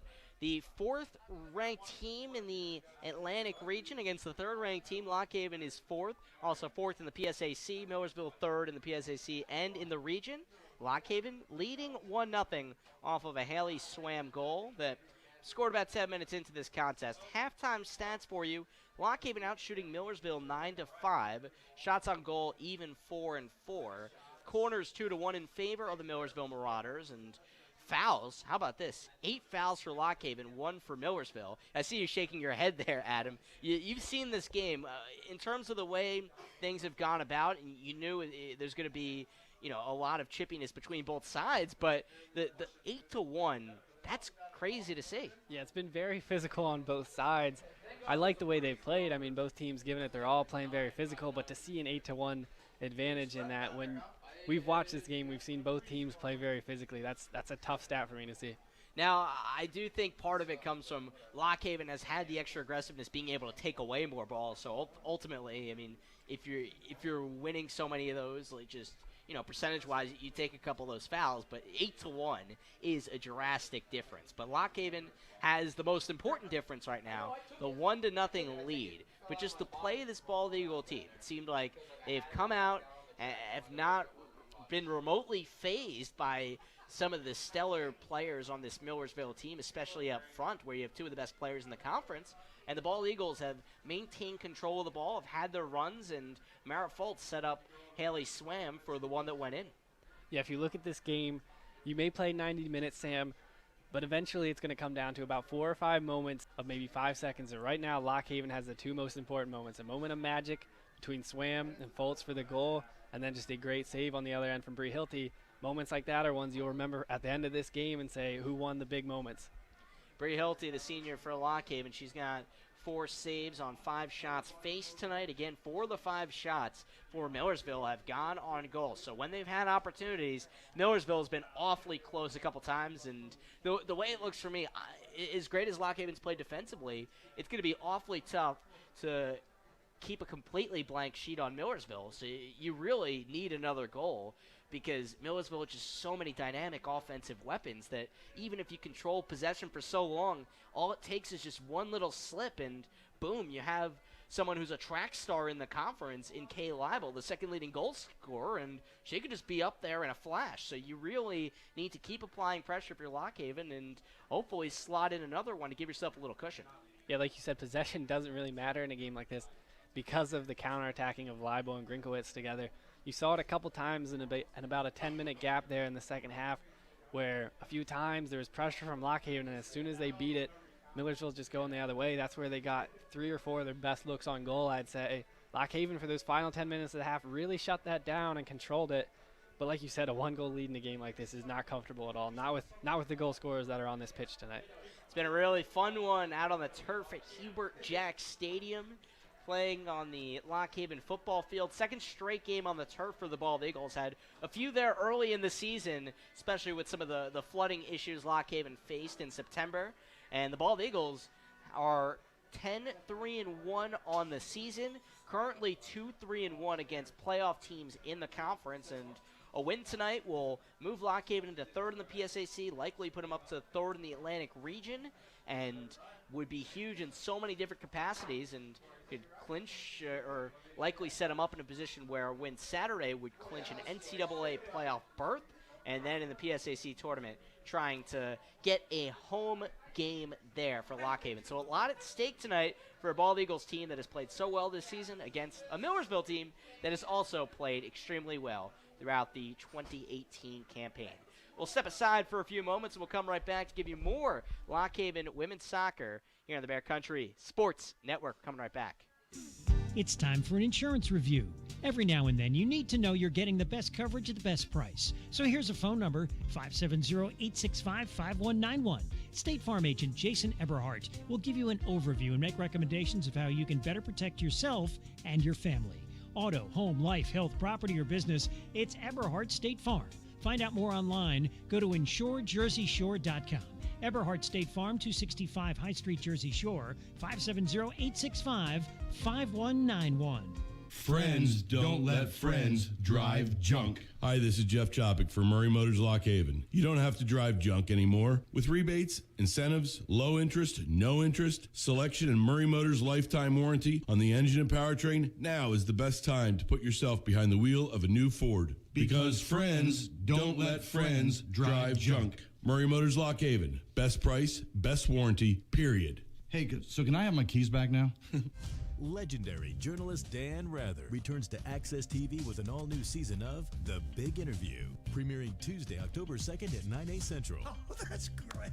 The season kicks off with a milestone 100th episode featuring Ringo Starr. That's why we were excited when we came to America with the Beatles, because all our music had come from there. But how have you held on to your authenticity? Don't miss big stars including Rod Stewart. No, you can't do that, Rod. Toby Keith. Whiskey's great, by the way.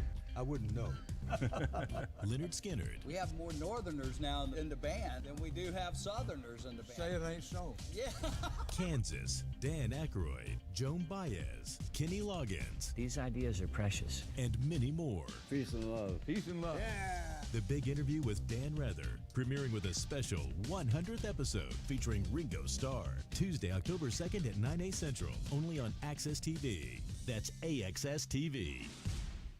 People say one of the toughest things to find is a good mechanic. Problem solved. 570-748-7905 for Hillside Service Center, specializing in brakes and suspension, and Jasper Engines. Ed and his crew will fix and maintain your vehicle like it's their own, offering 24-hour towing. Download their amazing app now and use it to keep track of routine maintenance. Make appointments or call for a tow. Serving Bear Country for the last 29 years, Hillside Service Center, 15 South Hannah Street, Lockhaven.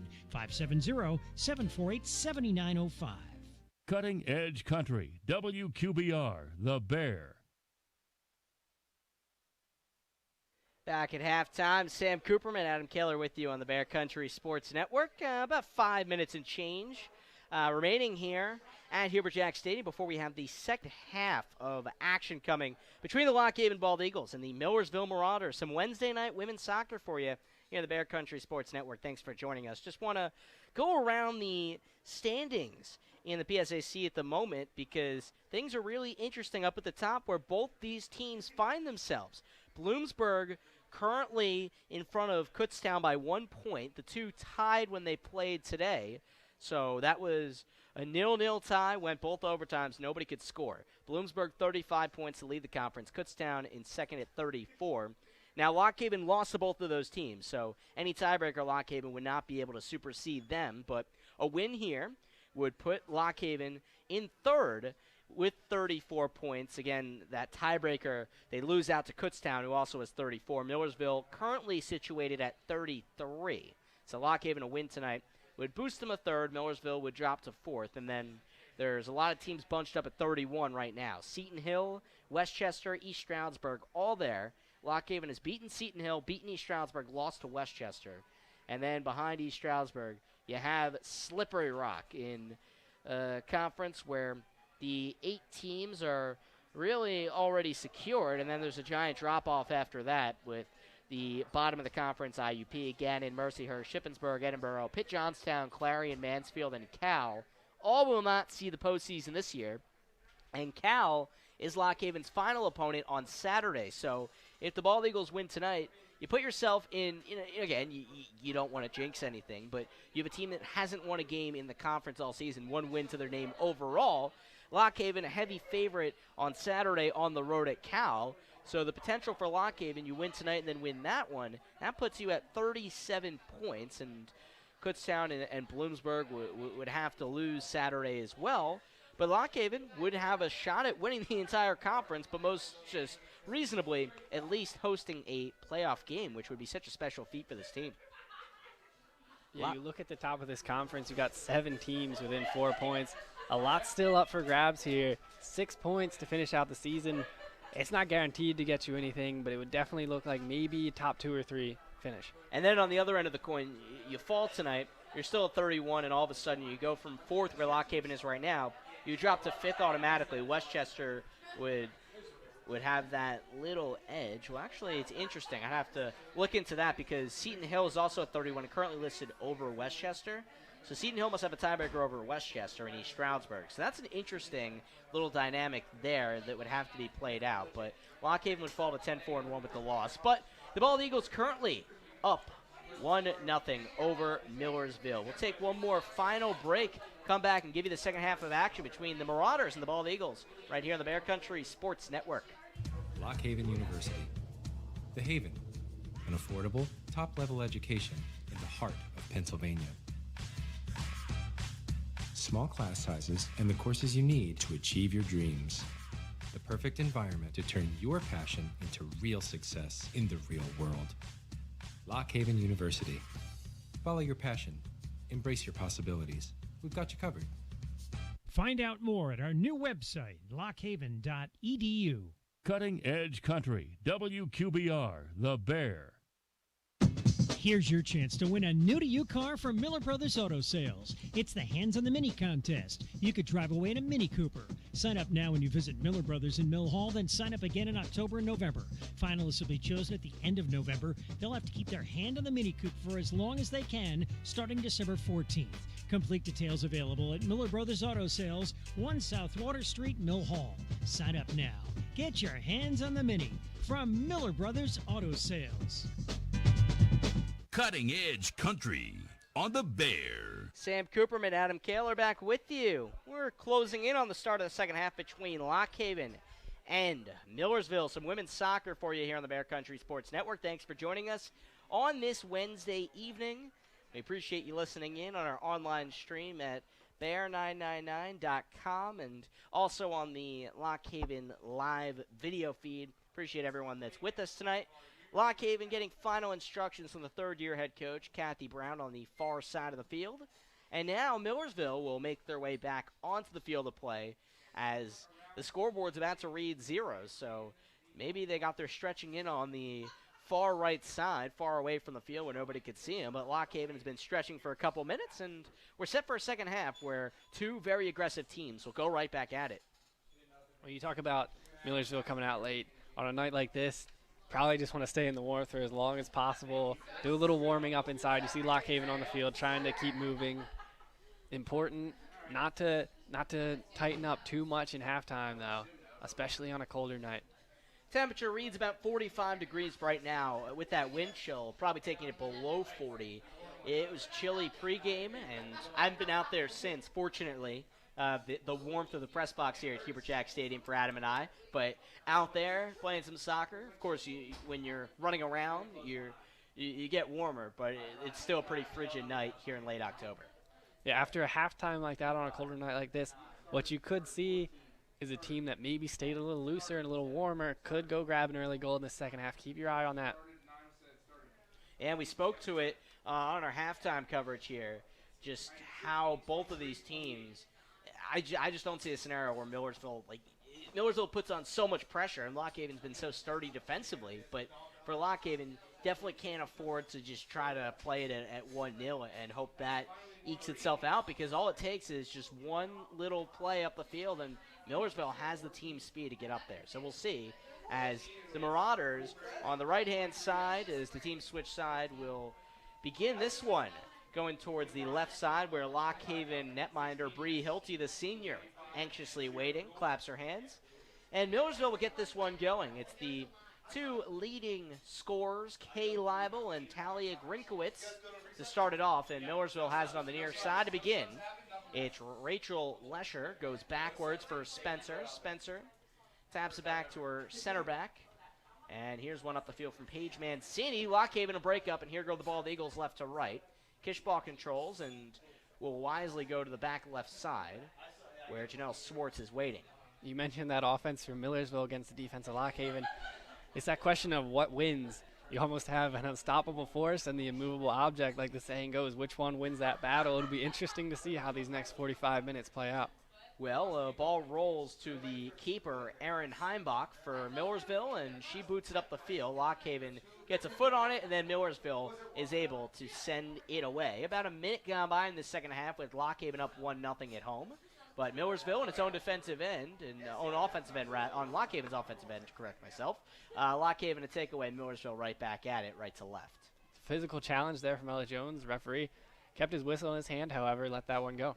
8 fouls to 1. Lock Haven committed the 8 fouls in that first half in a game with a lot of physicality on this football field. Definitely had a little bit of a football-like feeling to it as Millersville moves the ball on the right-hand side. Ball lofted up by Lesher, the freshman midfielder. Lock Haven wins it. Near sideline. Ella Jones tried to thread the needle, and Lock Haven has it. Mara Foltz, the left foot to the far side, and just mistimed it there with Haley Swam. Takeaway for Millersville, and the Marauders race up the far side. There's a run from Glode. Speedy defender, a lot of power too. Has it on her right foot, and Janelle Swartz able to catch up to her to make her go towards the middle of the field. You love to see that from Swartz. She got beat initially, but she has the pace to get back in position. Janelle Swartz, the senior midfielder for Lock Haven from Mifflintown, just so quick, able to get there against the sophomore defender who plays up the field. Be interesting to see in the second half. In that first half, we saw Lock Haven really worked well coming down their left side of the field, this near side close to us.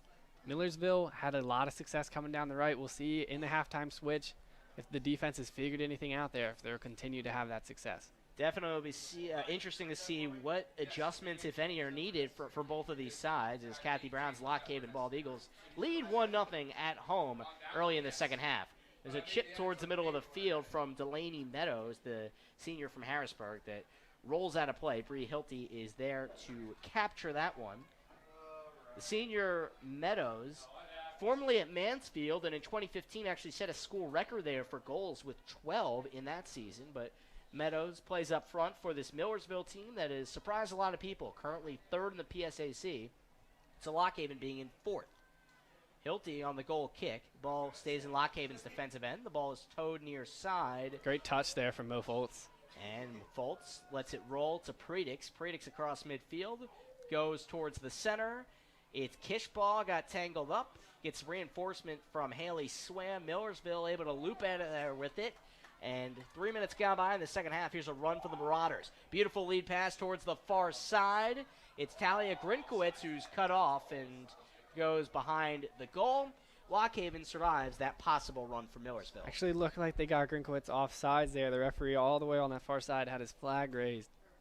It did seem like play halted all of a sudden, and definitely the lines on the football field, they certainly, I mean, Lock Haven's done it enough times, and a lot of teams play on turf. Lock Haven, unorthodox for a lot of teams in the PSAC to play primarily on grass, but you know, the football lines and the soccer lines all there together. But Grinkowitz offside, Lock Haven left to right with possession, and Predix gets it taken away from her. You saw that dangerous counterattack from Millersville. Lockhaven was a little slow in the midfield in the center of the park. You got to be really quick switching the play. Millersville got on that. They immediately went the other way. Lockhaven got it off a roll. Mo Foltz had the ball, and it goes back to Millersville. There's a launch to the near side that Lockhaven will knock out of play. So Millersville right to left. About 4.5 minutes gone by in the second half. A Haley Swam goal in the first half. Early on, about 10 minutes in, on the setup from Mara Foltz, gave Lockhaven the one goal it's needed thus far. Again, Millersville, one of the top teams in the conference, just overall third in the conference, and in goals for is second in the PSAC. Far side, here's Millersville. Potential run at it. Let's see what happens as the Marauders move ahead. 3, now 4 attackers up the field. Millersville with an opportunity. Far side, it's Spencer. She zigzags. You have 2 white jerseys there to catch up with her, and she's cut off. Lockhaven able to nick it out of play on the far side. It was Swartz to get a foot on it, throw in for Millersville. Was really all set up there by Alexis Glode. She made a nice run down the wing, cut back inside, and then played another ball out. She's playing basically a wing back right now for Millersville. Very dangerous going forward. It worked well in the first half. They didn't use it all that much, however. I'd look to see him go try and use that a little bit more, put a little bit more of the workload on Glode, see if they can get something. Glode with the goal last year or goal this year. You talked about her pregame being a factor. There's a free kick from the far side for Millersville. Again, the fouls a lot to a little. Lockhaven with them, but a clean takeaway by Kishball, and now Lockhaven with the counter. On the far side, Haley Swam, blazing speed, runs down the left sideline, and there's a catch-up out there for this Millersville team, and the ball rolls to the keeper, Heimbaugh. So good defense on the far side. That looked like it was Glode that got back there defensively to make the stop. Just a bit of miscommunication there between Foltz and Swam. Swam kind of held up her run. Foltz was expecting the one-time pass. She put it down in the corner for Swam. Swam just wasn't making the run. Look to get on the same page, maybe get another goal if you're Lockhaven. Callista Polino, the freshman from Reading, she was the player that made the stop, had a goal kick up ahead that Lockhaven now has momentarily at midfield, but Millersville strips it away. Lockhaven has it right back. The defender for Lockhaven, Erica Landis, controlled and gave to Predix. So Predix approaching midfield left to right for Lockhaven. She goes side to side, and now with the right foot, leads it into traffic, fielded by Heimbaugh, the sophomore netminder. Quick punt away for Millersville. Just a little too long there for Foltz. You like the idea, get a little pace in behind the center back, see if you can't grab a quick one. It's what Millersville has been trying to do. As Lockhaven hasn't really gone to that a whole lot today. Maybe catch them off guard with a quick ball over the top. Lockhaven left to right, under 38 minutes remaining. The Bald Eagles have a 1-0 advantage at home, the final regular season home matchup.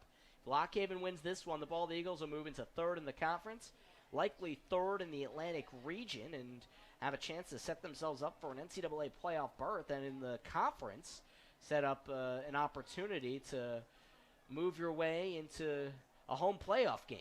But right now, Lockhaven defending on its own side. The Bald Eagles try to change that as they move it up the far sideline, and it will be a Millersville throw-in. It seems like Lockhaven, now Lockhaven will now get one. There's a little confusion there between a Marauder and a Bald Eagle. On the far side, the Bald Eagles Looks like it'll be another Lockhaven throw. Yeah, it's been back and forth, and this time Janelle Swartz with the launch.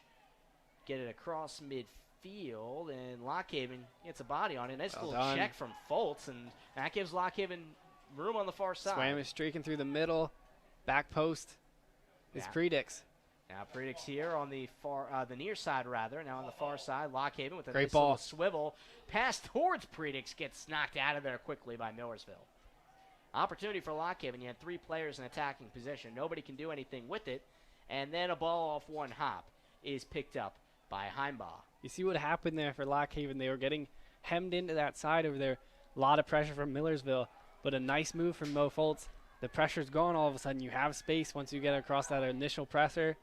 Just couldn't quite find the space for Predix at the back post. Taylor Moritz had to swiftly make a play for Lockhaven defensively. Now the ball stays with Millersville offensively. Lockhaven a takeaway. So here come the Bald Eagles left to right, getting towards midfield. Now Haley Predix is able to field the pass, go back heel to free herself up, and now go towards the center. Swartz is making a run on the left side.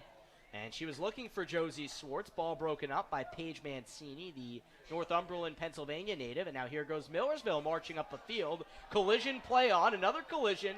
And this time Lockhaven draws the foul on Millersville. Bodies flying everywhere, Sam. Yeah, there's been a lot to a little in regards to fouls. There was 8-1. Lockhaven committed 8 in the first half. But this time the officials will say Lockhaven gets the advantage on that. And the Bald Eagles try to go up the far sideline with about 35 and a half minutes remaining in this contest where Lockhaven leads 1-0 at home.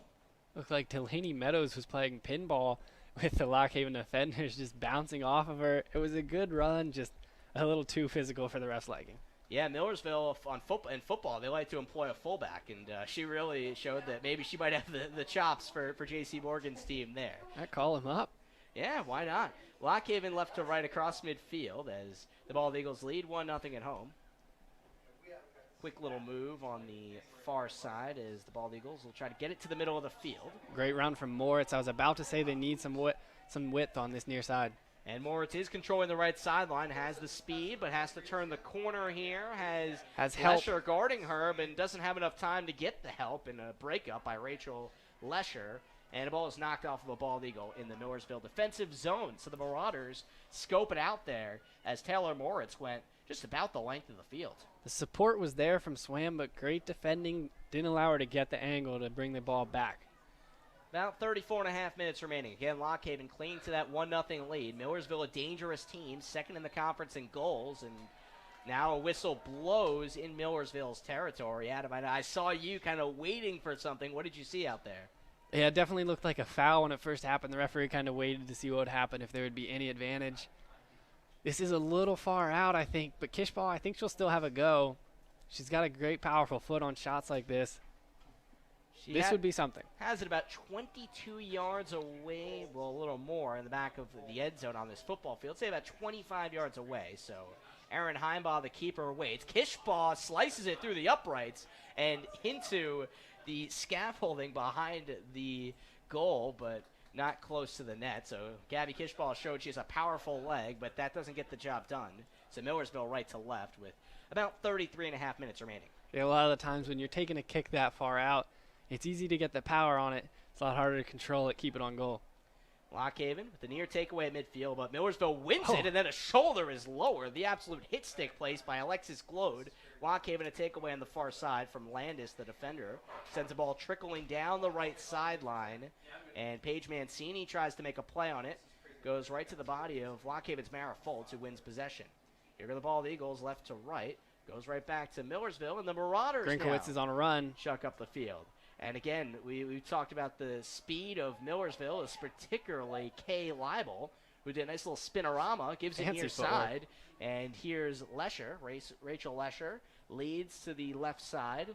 Now it's Delaney Meadows, has a one-on-one matchup, able to twirl past Schoaf into the middle. It goes through, and a goal for Millersville went under the foot of Hilty. Leibel on the goal with 32:45 remaining. We're even at 1 here at Hubert Jack Stadium. Sam, that's all from Delaney Meadows. She made a great move down this near side, got to the byline. Looks like she beat Jordan Schoaf to get there, and then maybe a little bit of miscommunication. It seems like nobody picked up Kay Leibel in the box, and if you're gonna pick up one person on this Millersville team, you would think Kay Leibel would be the one to pick up, as she just gets a little closer to Mara Foltz at 14 goals now on the season.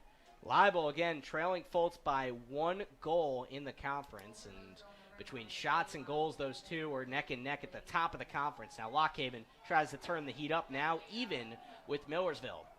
A tie will keep Lockhaven in 4th in the conference and still set them up in position for Saturday with a win against Cal to have a good opportunity at hosting a playoff game. But, of course, a win is what you're looking for. Lockhaven scored the first of the game from Haley Swam early in the first half, and about 15 minutes into the second half, it was the equalizer from Leibel. 32 minutes to go, though. I wouldn't be talking about a tie too much with the goal scorers that we have out here tonight. At 1-1, I expect this game to open up a lot, take some chances, try and get a winner. So both teams get one past the respective keepers, and Millersville launches it down the right sideline. The speed of Talia Grinkowitz able to catch up to it. Landis bodies her defensively for Lockhaven and taps it out of play. So here goes Millersville, wants another one. Throw into the box, headed away from Moritz for Lock Haven. Now a chase down to the near side for the Lock Haven Bald Eagles, who just gave up a goal. Turning the corner is Moritz, falls on all fours, and Millersville wins it right back. So the Marauders have continued to apply more pressure in the second half, but Lock Haven has it left to right. It's a really big 5 minutes for Lock Haven here. Just giving up a goal from Millersville. Millersville's got a lot of confidence going forward now. They're going to want to try and get that second goal and really take control of this game. You can't let them do that. Haley Predix tried to win one near side, might have inadvertently cleated a Marauder who was walking up the field. It's Millersville possession right to left. 30 minutes and change remaining in this one. It was Rachel Lesher who really got in the thick of things, and now a throw-in to come from Millersville near side. The throw-in came from Spencer. Ball knocked ahead. Lock Haven defensively is there. Now at midfield, Ella Jones gets tied up, and a whistle. It's Lock Haven possession left to right.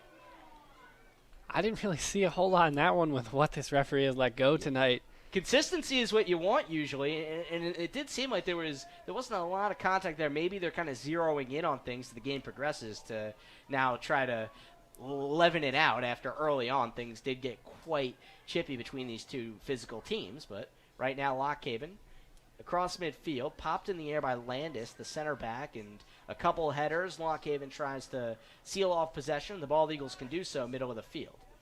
Now it's tapped to the near sideline. It's overlapping Predix run with time. Right foot goes towards the defender. Ball ricochets to Lesher, who Great slices control. it middle of the field.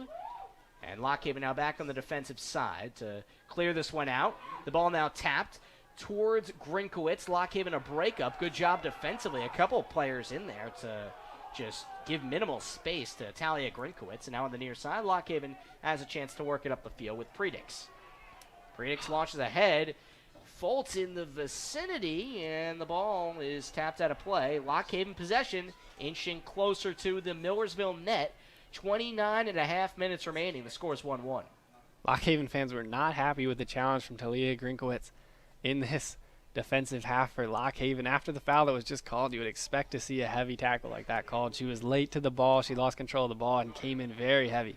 A bouncing throw-in from Mara Foltz was tapped away, and now Lock Haven another one, and now the ball is jostled forward in the middle of the field. Lock Haven offensively in control of it now. Here's Mara Foltz. Defenders all around her, and she did locate, as you said, Haley Predix.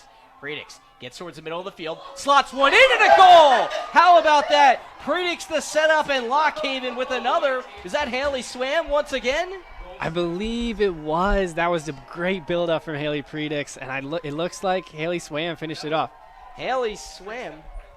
Let's get the official confirmation on that, as you couldn't see a number from that side of it. That looked like Swam from this angle, and it was Haley Swam. We get the confirmation. Goal number 2 of the evening from Swam. How about that? And Lock Haven takes it right back. 2-1 Bald Eagles, 28:46 to go. It's a perfect finish. Got the confirmation on that one. It was Swam from Predix, but the original pass to set up Predix, do you remember who that was, Sam, that really set up this whole attack? Mara Foltz?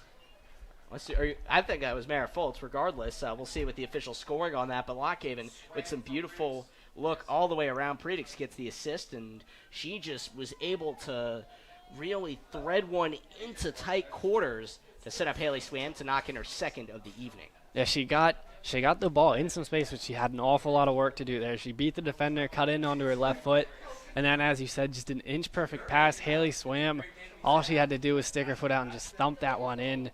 Calm finish. Can't do it any better than she did. So now Millersville attacking, down 2-1. Millersville scored less than 4 minutes ago to equalize the game, and Lock Haven took it right back. So like you said, Adam, when I merely brought up the idea of a potential tie, you said, hang on a second. We have a lot of offense on both sides, and Lock Haven answered the bell that time with the second Swam goal of the evening. The other thing I mentioned there, after a goal, there's a very important 5-minute stretch where you need to respond, either slow the game down or get your own goal. Lock Haven did that as perfectly as you could expect. Beautiful response from the Bald Eagles as Moritz had it on the near side, tried to locate Foltz. The ball gets knocked away by Millersville, and it rolls towards the far side. Janelle Swartz tracks it down. Now the senior uses the left foot, goes off of the body of Talia Grinkowitz. Keep it with Lock Haven left to right. About 27 minutes remaining with the Bald Eagles up 2-1 at home against Millersville. This next 27 minutes, this is where you're going to see a very entertaining match, Sam. Millersville, they're now down 1 instead of the tie. They need to go out and get one. That's going to leave space at the back for this Lock Haven attack. I still think we're going to see a few more goals in this one. And it's a very cold, windy night. Millersville now with a beautiful run on the right-hand side and a shot that forces Hilty to get on her knees to scoop it up. That looked to be Alexis Spencer racing down the right side. Let's see when the jersey turns. You get the very, very just minuscule white numbers on these black Marauder jerseys. You know, that wasn't Spencer because she was on the near side. That was I want to say that was Mancini. That was Mancini, the center back. And Lock Haven has it on their foot near side. It's Mara Foltz. Kishball's got room. Foltz, pass to Kishball, middle of the field, and she sends one that's picked up by Erin Heimbach. It's a tough pass there. She knew she had to play it on one touch. The defense was closing in on her. The level of difficulty on that's very tough. Just couldn't quite link up with Swam. Speaking of level, beautiful leveling from Mara Foltz on the outside as she got a nice tackle in on Alexis Glow to poke the ball loose out of play. Give it to the Marauders right to left. Down 2-1 on the road. Two teams that historically, especially in recent years, haven't had as much success. But Lock Haven and Millersville both sealed in to make the conference playoffs. Millersville currently 3rd in the regional rankings. Lock Haven 4th. Same goes for the conference standings. And Lock Haven, if they can close out these last 25 and a half minutes, can Alexis jump Millersville Spencer in both of those. Spencer has been a dangerous player. The midfielder sent it up to the far side where Lock Haven collected it. Now Predix takes her time, middle of the field for the Bald Eagles, left to right. Predix, right foot, goes to the far side where she had a player streaking up there. It was Josie Swartz, but a ball gets knocked over to Janelle Swartz on her own side. So Lock Haven really Great got pass. the middle third of the field now, getting closer to Millersville's side after there was, as you said, a nice little maneuver from Foltz to send it up. Millersville gets it right back. Lock Haven, good aggressive defense to jump the gap from Janelle Swartz. Player She swirls sister. around, goes far side. Here goes Lock Haven. Great turn. She And has Foltz in the middle. There was a great She takes turn. it on her own. And there was a shot on the outside with 24 minutes and change for the Lock Haven Bald Eagles. As you mentioned, Swam took that, and Foltz was going on the near side. You can hardly blame her on 2 goals looking for a hat trick. You get up, you have that confidence in you. You look up, you see that you and the goalkeeper, you got to have a go. So the two attackers for Lock Haven, Mara Foltz and Haley Swam, both have had their opportunities. Foltz with an assist on Swam's first goal, the lone goal of the first half, and Swam about 5 minutes ago scored another one for Lock Haven on the Predix setup. Far side, a bouncer that Lock Haven claims. Bald Eagles launch it up the left sideline. The ball curves middle of the field. Millersville wins it right back. It's a chopper that goes too far for Predix to get a foot on it for Lock Haven, but good job for the defensive Lock Haven and Jordan Schoaf to seal off some space, but knock it right back to middle of the field. Millersville controls. Lock Haven has to chase defensively. Leibel catches up. Leibel with time over Hilty far side. It's a Millersville goal. 2-2. Kay Leibel another. We're even with 23:43 to go, and boy, were you right about these offensive fireworks. We mentioned the physical nature of this game. She was battling with Jordan Schoaf. Leibel just won the battle and beat Bree Hilty on that far post, got it up and over her head. A lot of the Lock Haven defenders had their hands in the air. I think they were expecting a foul. Leibel just kept playing, got another goal. 2 goals for her now. That's 15 on the year. We could be seeing more. A lot of fireworks in this one, Sam. Tied atop the conference with 15 goals with Lock Haven's Mara Foltz. Foltz starts this off, and she's really turning on the afterburners. Goes about 20 yards, still with it on her foot. Finally, the ball's taken away by Millersville, and on the right side, it's Alexis Spencer. A little bit of room to play it up to the far side. It looks like Foltz wanted that goal-scoring lead she was back ready. She was immediately. ready. Don't know if that's something that's even remotely in her mind right now. Probably not, but even so, Mara Foltz, an aggressive player already with an assist, has it middle. She's racing on the right side. Lock Haven trying to set up from Josie Swartz that Millersville cleans up momentarily. Delaney Meadows able to tap it ahead near side. There's a left foot from... Physical tackle there. Schoaf got a lot of ball. If Yeah, there's one player on this field that loves physical soccer, it's definitely Jordan Schoaf. Jordan Schoaf has the physicality, like you said, Adam, to really make some plays out there. couple tricky plays from Predix, who plays it up towards the middle. Millersville, another takeaway. And now here's a launch from Paige Mancini, too far for anybody to reach, with 22.5 minutes remaining. It's 2-2. 2 goals for Haley Swam for Lockhaven, 2 goals for Kay Leibel for Millersville. It's a fun one on a cold October evening at Hubert Jack Stadium. Going back to that last goal from Leibel, we mentioned the track star that she is. You really saw that speed. Jordan Show couldn't quite deal with the speed. She had to try and make a last-second tackle and just couldn't quite get there with it. Yeah, Leibel, really, when she's in open space, you can just about forget about it. She had some chances earlier in this game. It took her until the second half, and she scored 2 goals in about a 10-minute span for Kay Leibel. Really an impressive player for Millersville. So with about 22 minutes, and now even less than, it's 2-2. If nobody scores in the remaining 21:50, which is hard to fathom after the last 10 minutes or so we've had here, go to overtime, and if not in overtime, go to a second overtime. But Lockhaven controls left to right at about midfield. Yeah, this game's right back in the melting pot, and what I've loved to see from both these teams is when they are at the tie, neither one of them, even though a tie helps them out, neither one of them was ready for that. They're still throwing a lot into attack, trying to get a winner. They know how important that could be in regards to the NCAAs and a home playoff game. Taylor Moore, the defender for Lockhaven, trying to curve one in with the right foot towards the near post, but Heimbach was right there to scoop it up. Punts it across midfield, does the sophomore goalkeeper. Lockhaven is able to knock it out of play. Millersville possession around midfield. The Marauders, the road team, 2-1 advantage in second half goals. Lockhaven had the lone goal of the first half. 2 goals for Haley Swam for Lockhaven, the second leading goal scorer on the team, and 2 goals for the player tied for the lead in the PSAC, and that of Kay Leibel for Millersville. I got to tell you, Sam, I don't think that's going to be tied at the end of this game. I think either Foltz or Leibel will grab another one, maybe a late winner. So those, of course, players to watch. Mara Foltz has an assist tonight. No goals for a player in Lockhaven that in the 7 games leading up to this, the previous 7, she's had 2 goals in 5 of those 7. So she really is a feared scorer, both even at 15 goals on the season. Fun little goal-scoring watch between those two. Lockhaven tries to go on the far side. Millersville an initial clear. Ball still in dangerous area, and Millersville can float it out of play. Lockhaven across midfield. About 20 minutes remaining. It's 2-2. Foltz pulled up a little gimpy on that last round. I believe she took a boot in the calf from one of the Millersville defenders. Keep an eye on that. So there's a long launch to the right side. It's Grinkowitz to catch up to it, but Schoaf got back there to force a tough shot that Hilty saves with ease. Grinkowitz really slowed up there. You saw she had the pace to beat Schoaf. Slowed up. I thought she was going to originally cut back. Decided to have it one time again. Really, of the things she could have done there, she had the pace. I think she didn't need to worry all that much about Schoaf catching up. And now a potential play again from Kay Leibel. Shows the track speed, catches up to it, and scores. A hat trick from Kay Leibel on the lead pass down the right side. Just in the blink of an eye, it's 3-2, and Millersville in front, 19:33 to go after the Leibel score. That pass was absolutely beautiful, and you mentioned the pace. Right now, early in the game, the center backs for Lockhaven, Schoaf, and Landis were handling it well. About 70 minutes later, you start to see speed kills, Sam. Really does. Got back in behind, and just a cool finish, perfectly placed.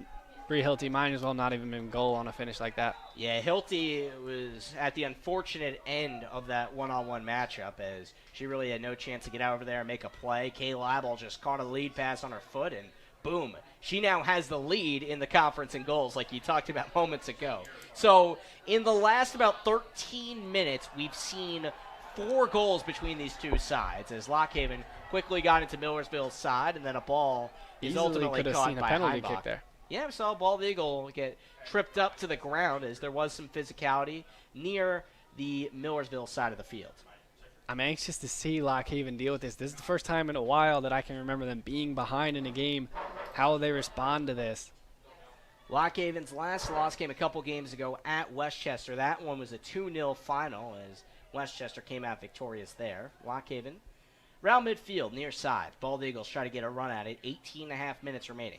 Predix, bodied by Spencer. Ball ricochets near side for Moritz. Right foot towards the middle of the field into tight quarters. And Kishball tries a setup down the right sideline. Here's Taylor Moritz, the defender, up the field.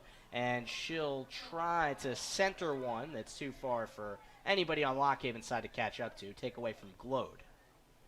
Millersville with some chippy play down the right sideline. There's a hard kick that Hilty can just run about 15 yards out to make the scoop.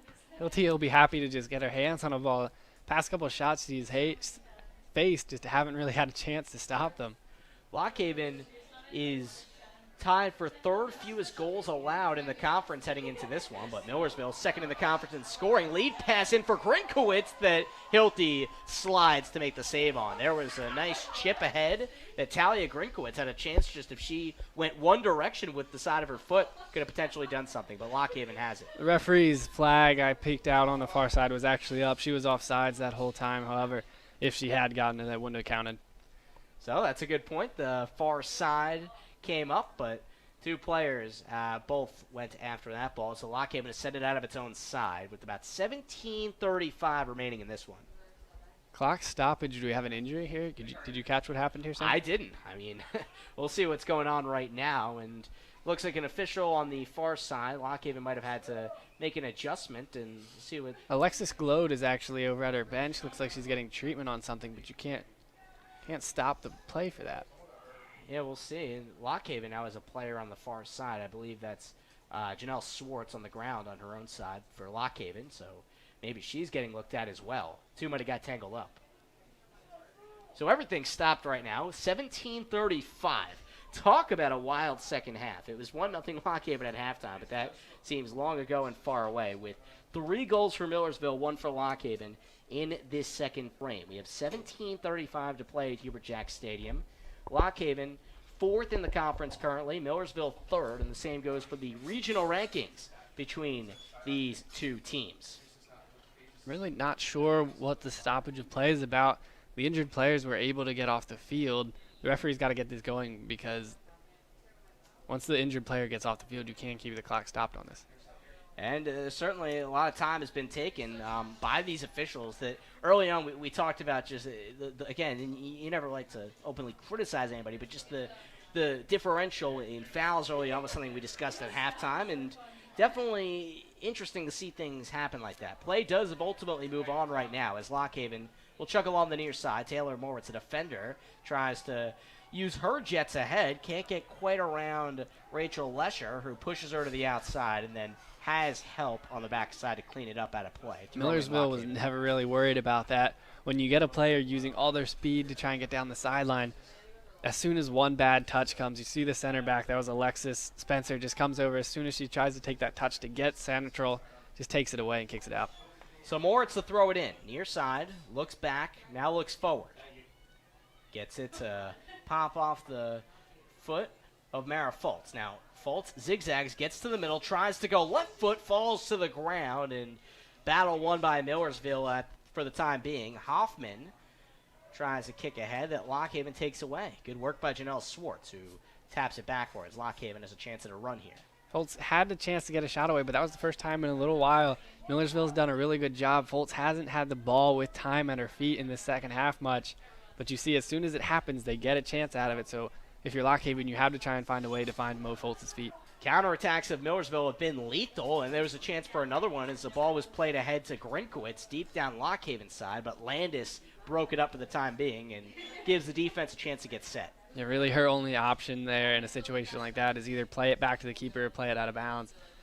Always a little dangerous to go back to the keeper. She decided just play it out of bounds, live to fight another day. Lockhaven was up 1-0 at halftime. The score is now 3-2 Millersville, and we've seen 4 goals between these two sides, 3 of them to Millersville, come about in the last 15 minutes and change. It really has been a wild sequence as Lockhaven plays it out of its own defensive end near side, and the Bald Eagles can't catch up to it, but now they do. The ball is chopped back towards Schoaf, who goes to Kishball, and Kishball lost it. So here's Millersville right to left. Before this game and at halftime, Sam, we were questioning what would win out between a strong defense and a strong offense. I think we have the answer to that one. Yep, lots of goals, 5 of them in fact, 4 in this second half between the two teams, and all coming in such a short time span. Far side, ball battled for now, it works to midfield. Mara Fultz catches up to it for Lockhaven. She passes it off to the near side. Haley Predix, an assist to her name already on her right foot, and she misread it. She had Josie Swartz cutting towards the middle of the field, wanted her to go more towards the far sideline. 15 minutes to go. Lock Haven going to have to throw everything forward in an attack and trust your center backs on defense to deal with this pace because you need a goal. You can only leave about 1 or 2 players back when you're trying to grab a late equalizer. Need to be really solid. You could easily see Kay Leibel getting another goal in this one. Lock Haven defending on a Millersville throw-in. They'll do it again after Swartz bodies it out of play. As you mentioned, Adam, we're under 15 minutes. It's 3-2 Millersville. Lock Haven needs to get the equalizer first here and avoid any counterattacks after a ball takes a interesting hop on some backspin. The Kay Leibel controls, tries to go back around. Janelle Swartz plays it off of her, gets through 2 defenders, and now Lock Haven finally a left-footed clear down the far sideline by Landis. So fast is Kay Leibel. It really is marvelous to see in person. Right now, Millersville about bad pass. 30 yards away from its own end. Turns it over. Fultz on her right foot. 1-on-3. Sticks with it. Defense collapses on her and backs it out. Here is Moritz. And the ball is whacked right back by the Marauders and the center back there. Talk a little bit about Millersville. I love the way they played tonight. They've been down twice, 1-0 and then 2-1. They've battled back every single time. Now in position to get a win against another highly ranked opponent at home at Lock Haven's turf. This would be a huge statement win. Seems like both of these teams have really kept most of their starters on the entire time. Lock Haven looks like it'll have 2 players to come in off the bench, set to check in on the far side as they have their warm-ups off, but primarily we've just seen the starters on this entire game. In a game like this, this high of nature, you put your best players out there and you just tell them to go win a game for you. And that's what's happened. Lock Haven is down 3-2, though, with about 13 minutes remaining. Ball comes to a stop at the foot of Erin Heimbach, the sophomore goalkeeper. East Juniata High School product. Launches it up the field on a punt. Header by Landis, now on the foot of Ella Jones. Goes far side for Janelle Swartz. It's a rough tackle. Slips up off a tackle, and she's still on the ground. She went to the sideline about 10 minutes ago. We'll hope she's okay. And she's slow to get up, and now she's up. I really can't believe referee hasn't decided to show a yellow card in this game. You'd hate to see someone get hurt because of the lack of discipline from a referee. Pretty late in the season, as this is the final home game for Lock Haven. A win here will give them a great shot at hosting a playoff game. Ball ricochets towards Millersville's side off of a free kick from the backside from Lock Haven. After that little collision, comes to a stop in the middle. Jordan Schoaf and Millersville with a quick takeaway from Delaney Meadows. Meadows has it, goes right back to Landis for Lock Haven in her own end. Nearly mistimed it with Jones, and the blazing speed of Grinkowitz catches up to it, and she hits the deck. Prompt to hand out the yellow card from your vantage point. Did a card go up? I haven't seen one yet. About to. There it is. There it is. On a play like that, there's an obvious goal-scoring attack building for Millersville there. Ella Jones knows what she has to do. She knows she's going to pick up a yellow card. But in that case, when you have Grinkowitz and Leibel going forward, it's yellow card or another shot on goal. And with 2 players like Grinkowitz and Leibel, you'll take the yellow card every time. And we'll wait for the announcement. It gets radioed up to here as to who the yellow card was on for Lock Haven. Things went back and forth and get that fed in there. Ella Jones gets the yellow for the Lock Haven Bald Eagles. Right now, Lock Haven down 3-2. About 12 minutes to go in this one. Bald Eagles first need an equalizer and can go from there. Both of these teams have really put on an avalanche of goals in a hurry, so Lock Haven certainly capable. Right now, free kick to come, middle of the field. Lauren Hoffman goes high up in the air. One hopper to Bree Hilty, the goalkeeper. Easy to deal with there for Bree Hilty. Just a little too far. No runs really being made. Hilty angles her punt to the right side. The ball gets backtracked, and Lock Haven has numbers. Out in front, here's Mara Fultz, and she gets twisted up, goes down to the ground. No call. Millersville can clear it out of there potentially, and the Marauders now back it up slowly down the near side and finally can play it back towards midfield. A lot of shouts for a penalty called there, a foul just outside the box. I really actually agree with the referee's call there. Fultz kind of lost control. The ball was behind her, and she stumbled into the defender. I'm okay with that call. It has the Adam Kaler seal of approval here with about 11:15 to go in this one. So Millersville up 3-2. A hat trick from now the leading scorer in the conference, Kay Leibel. After a throw in near side, comes from Spencer, and it gets nicked towards Lock Haven center back Jordan Schoaf, who lifts it to the near sideline. Now Millersville will redirect it to the opposite side of the field, try to get a chase down to it, and the Marauders can save it on the far side. So here's Millersville with Kay Leibel inching towards the middle of the field. Lock Haven clears it with Landis on the initial kick away, but it goes right back to Millersville in Lock Haven territory. Seen a real switch in the domination of play here lately. Early on in the second half and late in that first half, it was Lock Haven who was pressing, forcing bad passes out of the back. Now it's all Millersville doing the same thing. Millersville with a run near side. Player goes to the ground, and looks like something is called as Alexis Spencer, the freshman midfielder, just fell flat on her face. About 15 yards down away. Pretty easily there. I thought she actually could have stayed on her feet and got a better goal-scoring opportunity for the Marauders, but maybe she liked her chances on this free kick about 25 yards away from goal. 10 minutes to go in this one. 3-2 Millersville, and here's a goal kick to the near side that Hilty punches away after Grinkowitz kicked it there, and Hilty might not have even touched it. She didn't, as Lock Haven gets a goal kick. So Bree Hilty watched that ball sidewind a little too far from the post after the missed kick opportunity from Talia Grinkowitz. Yeah, it looked like it actually hit the side netting there. Bree Hilty just minding her post there.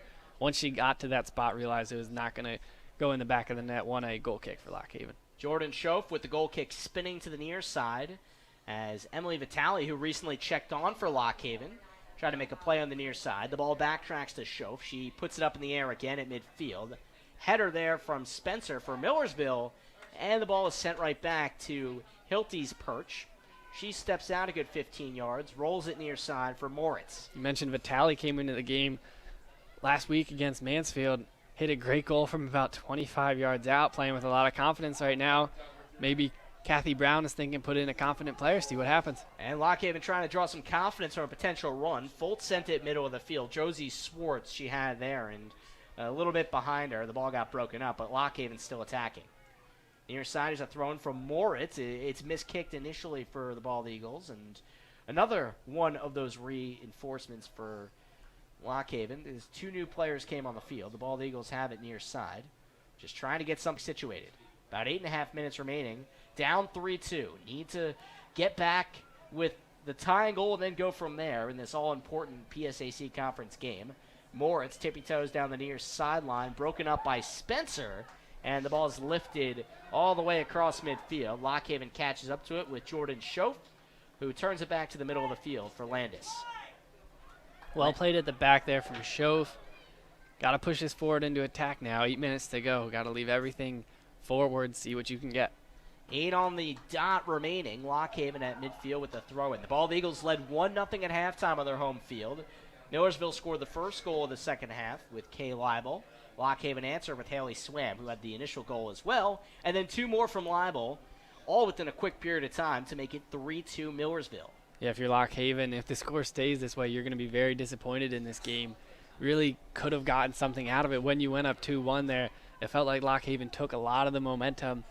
And Millersville, all credit to them, responded. Kay Leibel found the back of the net twice, and all of a sudden this game is completely different than it was. Well, as you said earlier, Adam, we're certainly not done yet. About 7.5 minutes remaining. Lock Haven with opportunities, but Millersville has had a majority of the pressure in this second half. There's a nice little battle for it near side, and a whistle comes, and the home fans, it's the Millersville fans that have shown up some quite impressive numbers if they're pleased with the call, if they're displeased with the call, rather, as Lock Haven gets a free kick. About 40 yards away from the net, Jordan Schoaf, the center back, will take it. Schoaf takes her angle. It's a good ball. Curves it right side as players in the area a little too far over the head on the far post as Swam tried to make a play on that. Swam on that far post, just couldn't get high enough to that one. It was a fantastic ball in from Schoaf. Just needs to be a little taller. Do you think it's harder or easier to get air under the ball on a night like this? I wonder if that factors into anything from your perspective. I don't know how much effect it really has on a night like this. On a surface that's this smooth, it's very easy to get underneath the ball. Again, playing on turf at Hubert Jack Stadium. Lock Haven primarily on Foundation Field along the banks of the Susquehanna. We're up here on the Lock Haven campus now, where Millersville has control of the game and the ball for the time being with 6 minutes to go, leading 3-2. If you're Millersville, you just want to keep it on the Lock Haven side of the field, try and just draw this clock out. Expect to see a lot of gamesmanship tactics, trying to just bleed the clock out as long as they can. And Coach Procopio also sends on a reinforcement as he brings on Kendall Ream, the freshman from Willow Street, Pennsylvania, playing up front right now for Millersville as the Marauders try to close this one out and get a valiant road victory. Ream heads it up in the air towards Lock Haven's end. The Bald Eagles can track it down, though. Landis taps it far side. Here goes Janelle Swartz. Tries to find some room up ahead for Josie, and the two Swartzes mistime it. Take away Millersville. Down the right side, a breakup from Landis for Lock Haven defensively. Ella Jones, really the key in getting this offense moving forward. See if she can pick out a pass. She's found Moritz on the near side. Moritz does rumble down the near side, takes it along inside about 20 yards away from the goal. Two defenders keep chase with her, and Moritz kicks it off the hip of Alexis Spencer, the freshman midfielder for Millersville, to set up a Lock Haven corner. Really, in the situation Moritz was, that's a good job to win a corner. She really had nothing going there. Here's a golden opportunity now. Moritz scans the field. The Bald Eagles, you have white jerseys along the far post. Moritz just chops this one near side, and the ball's kicked right back to her. Now she has it with some time, lifts it up in the air. There was a flag thrown from the near side, and Lock Haven done on that possession. She's off sides. Millersville really smartly there. As soon as you take a short corner kick, you have two defenders on the near post. You had to move them up. Taylor Moritz wasn't wise to that quick enough.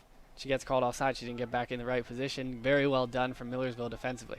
4:20 remaining, 3-2 Millersville. The Marauders kick it out of their own end. Lock Haven unsuccessful on that corner, but the Bald Eagles have the ball for a second. Josie Swartz kicked it off of Christine B-Script. Now Lock Haven with a run, middle of the field, broken up by Millersville. Lock Haven has it right back, middle of the field. See the strategy. Millersville almost looks like they're defending for dear lives right now. Every clearance is just going straight to Jordan Schoaf. Lock Haven's really going to need to make that pay for them. And it seems like Millersville is banking on just one misstep from Lock Haven. As the player's down for Millersville, seemingly in some considerable pain on the near side right in front of us in midfield. Not sure what happened. I was kind of following the ball, didn't see it. It looked like it happened off the ball. Clock stops at 3:42 remaining, and there's some severity to this injury as there are now three teammates of hers huddling around the player on the field. And again, you never want to guess what player it is. You have somebody with a number you can't read right now, and you have now two, it's a combination, maybe a coach and a trainer, or just two trainers come from the far side, race in to check on this player that's down just right past midfield in front of us here at Hubert Jack Stadium. Looks like she's holding like the abdominal area. That's where the trainers are working. Maybe pulled something, stretching a little bit too hard for a ball, or maybe took a knee there, a foot. So we hope the player is okay first and foremost. Secondly, the players that are on the field to play right now get a chance to catch their breaths. Millersville has all gone over to the far side of the field. So the Marauders are huddling around their head coach right now. It is Matt Procopio in his fourth year at Millersville. 2009 graduate of the school, and he was a Division II honorable mention when he played for the Marauders. And this is his first season over 500. The same for Kathy Brown for the Lock Haven Bald Eagles, as both of these coaches into pretty early stages of their stints with their teams try to continue off the success they've had this year in Millersville, on the verge of getting a huge road victory at Lock Haven. Yeah, these are season-defining moments for both of these teams. If you're Millersville, can you come on the road to a Lock Haven environment where they have been fantastic all year long and pick up a huge road win, not only for the PSAC, but for the NCAA? And if you're Lock Haven, can you defend against a 22-ranked Millersville team in a big type of win, really that could set you up going into playoffs? This is one of the last big games of the season for Lock Haven, and really kind of a momentum builder for the playoffs. Can you come back in this game, get maybe at least a point out of this, and show the other teams, prove to yourselves that you can come back in this game and get something. Still 3:42 on the clock. Sam Cooperman, Adam Kaler with you on the Bear Country Sports Network. We now can get a glimpse of the number as Rachel Lesher, the freshman midfielder from Ellicott City, Maryland, is helped up to her feet.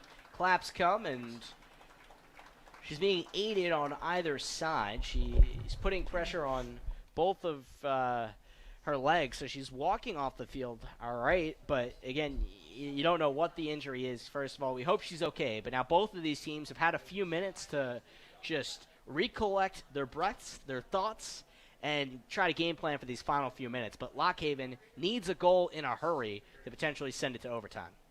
They definitely have the ability to go get one quickly with Swam and Fultz up top. Bringing in Kishball and Predix, it looks like, or maybe just one of them here. Yeah, Predix is coming in back onto this right wing side for Vitale. Predix has played a really good game. Looked like they just got her a 5-10 minute breather. Bring her back out here for this final stretch. Predix set up the second goal for Haley Swam this evening, the one that came in the second half. Swam scored once in the first half off a Mara Fultz assist. But now that the dust has settled, it's a Millersville throw-in, Lock Haven side of the field, 3:42 to go.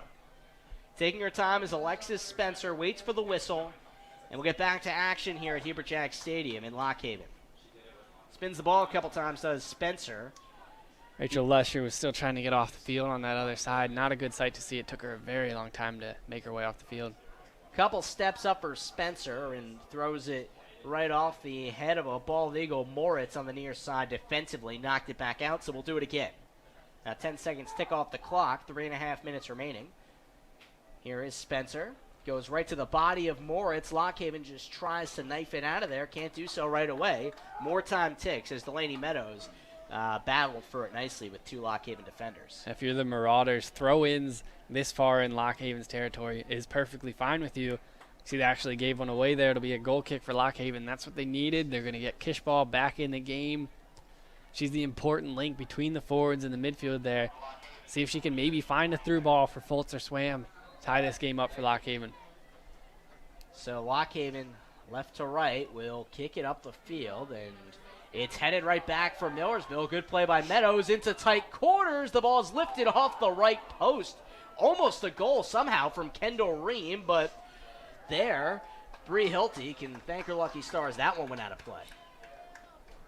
A lot of times going to take off on this corner, too. Don't expect Millersville to exactly be rushing over to take this one. 2.5 minutes to go. It's 3-2 Millersville, and as you mentioned, Adam, time is of the essence, and the clock's working against Lock Haven, the home team that's down by a goal. So Ream, the freshman, takes her time to the far corner, and she'll try to set one up for really one to seal the deal for Millersville. Doesn't do a good job of doing so. The ball just crosses to the middle of the field. Fultz gets it out of there for Lock Haven, but now the Bald Eagles need to work it to the other side of the turf quickly.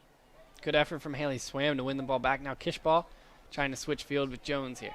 So Jones gets it towards the near side. Taylor Moritz, the defender, gets up to midfield. Left-footed pass goes back and forth towards Kishball. That doesn't work that time, and the ball's floated back to Lock Haven's end as Schoaf goes ahead for Lock Haven. And a lot of space for Janelle Swartz. She just couldn't find it. So now here's Moritz near side with 1.5 minutes to go. Plays it up ahead. It's Josie Swartz this time as a one-on-one matchup. Good cut back. Has to turn the corner. Can't get it into Fultz. It's a takeaway from Millersville. And the Marauders can boot it up the field. And an inverted kick from Ream to give Lock Haven some extra life here. 1:15 to go. Slicing kick from Predix, middle of the field. Lock Haven down 3-2. Ball ricochets right back to the middle as Ella Jones takes her time. Go near side for Kishball. Backtrack to Predix. The two exchange passes about 30 yards away from the net. Minute to go. Millersville gets it out of there. And Schoaf, the defender, is able to catch up to it. Now Schoaf, she's got a powerful leg, goes down the right sideline. Millersville's there. And a missed kick by the Marauders. That's a huge error from Callista Polino with about 45 seconds to go. Gonna get one last substitution here for Lock Haven. Can't quite see who that is. It's Josie Swartz running off the field. Try to make out a number as a throw-in comes near side for Moritz. It's knocked out of play. Lock Haven No, keeps it in play as Predix knocks it middle of the field. Now Lockhaven, here's a possession. Here's a shot that goes through the uprights and not in the goal from the far side for the Lockhaven Bald Eagles. An opportunity, but they cannot convert. That was Zoe Shelley, the new substitute. I thought it may have gotten deflected, and then with 15 seconds to go on the clock, that's going to be the game here. Big win for Millersville. Millersville comes up with it on the road. The Bald Eagles led 1-0. They then led 2-1, but they fall 3-2 on a cold Wednesday evening.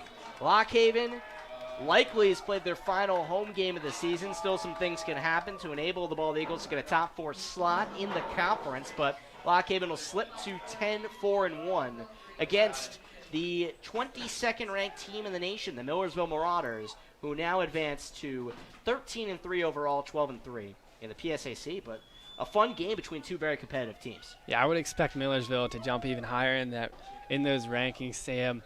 This is a gutsy performance. To go down 1-0 away from home, battle back, go down again, and seemingly all the odds were against him. Lockhaven was really controlling the game at that point, to then rattle off 2 goals.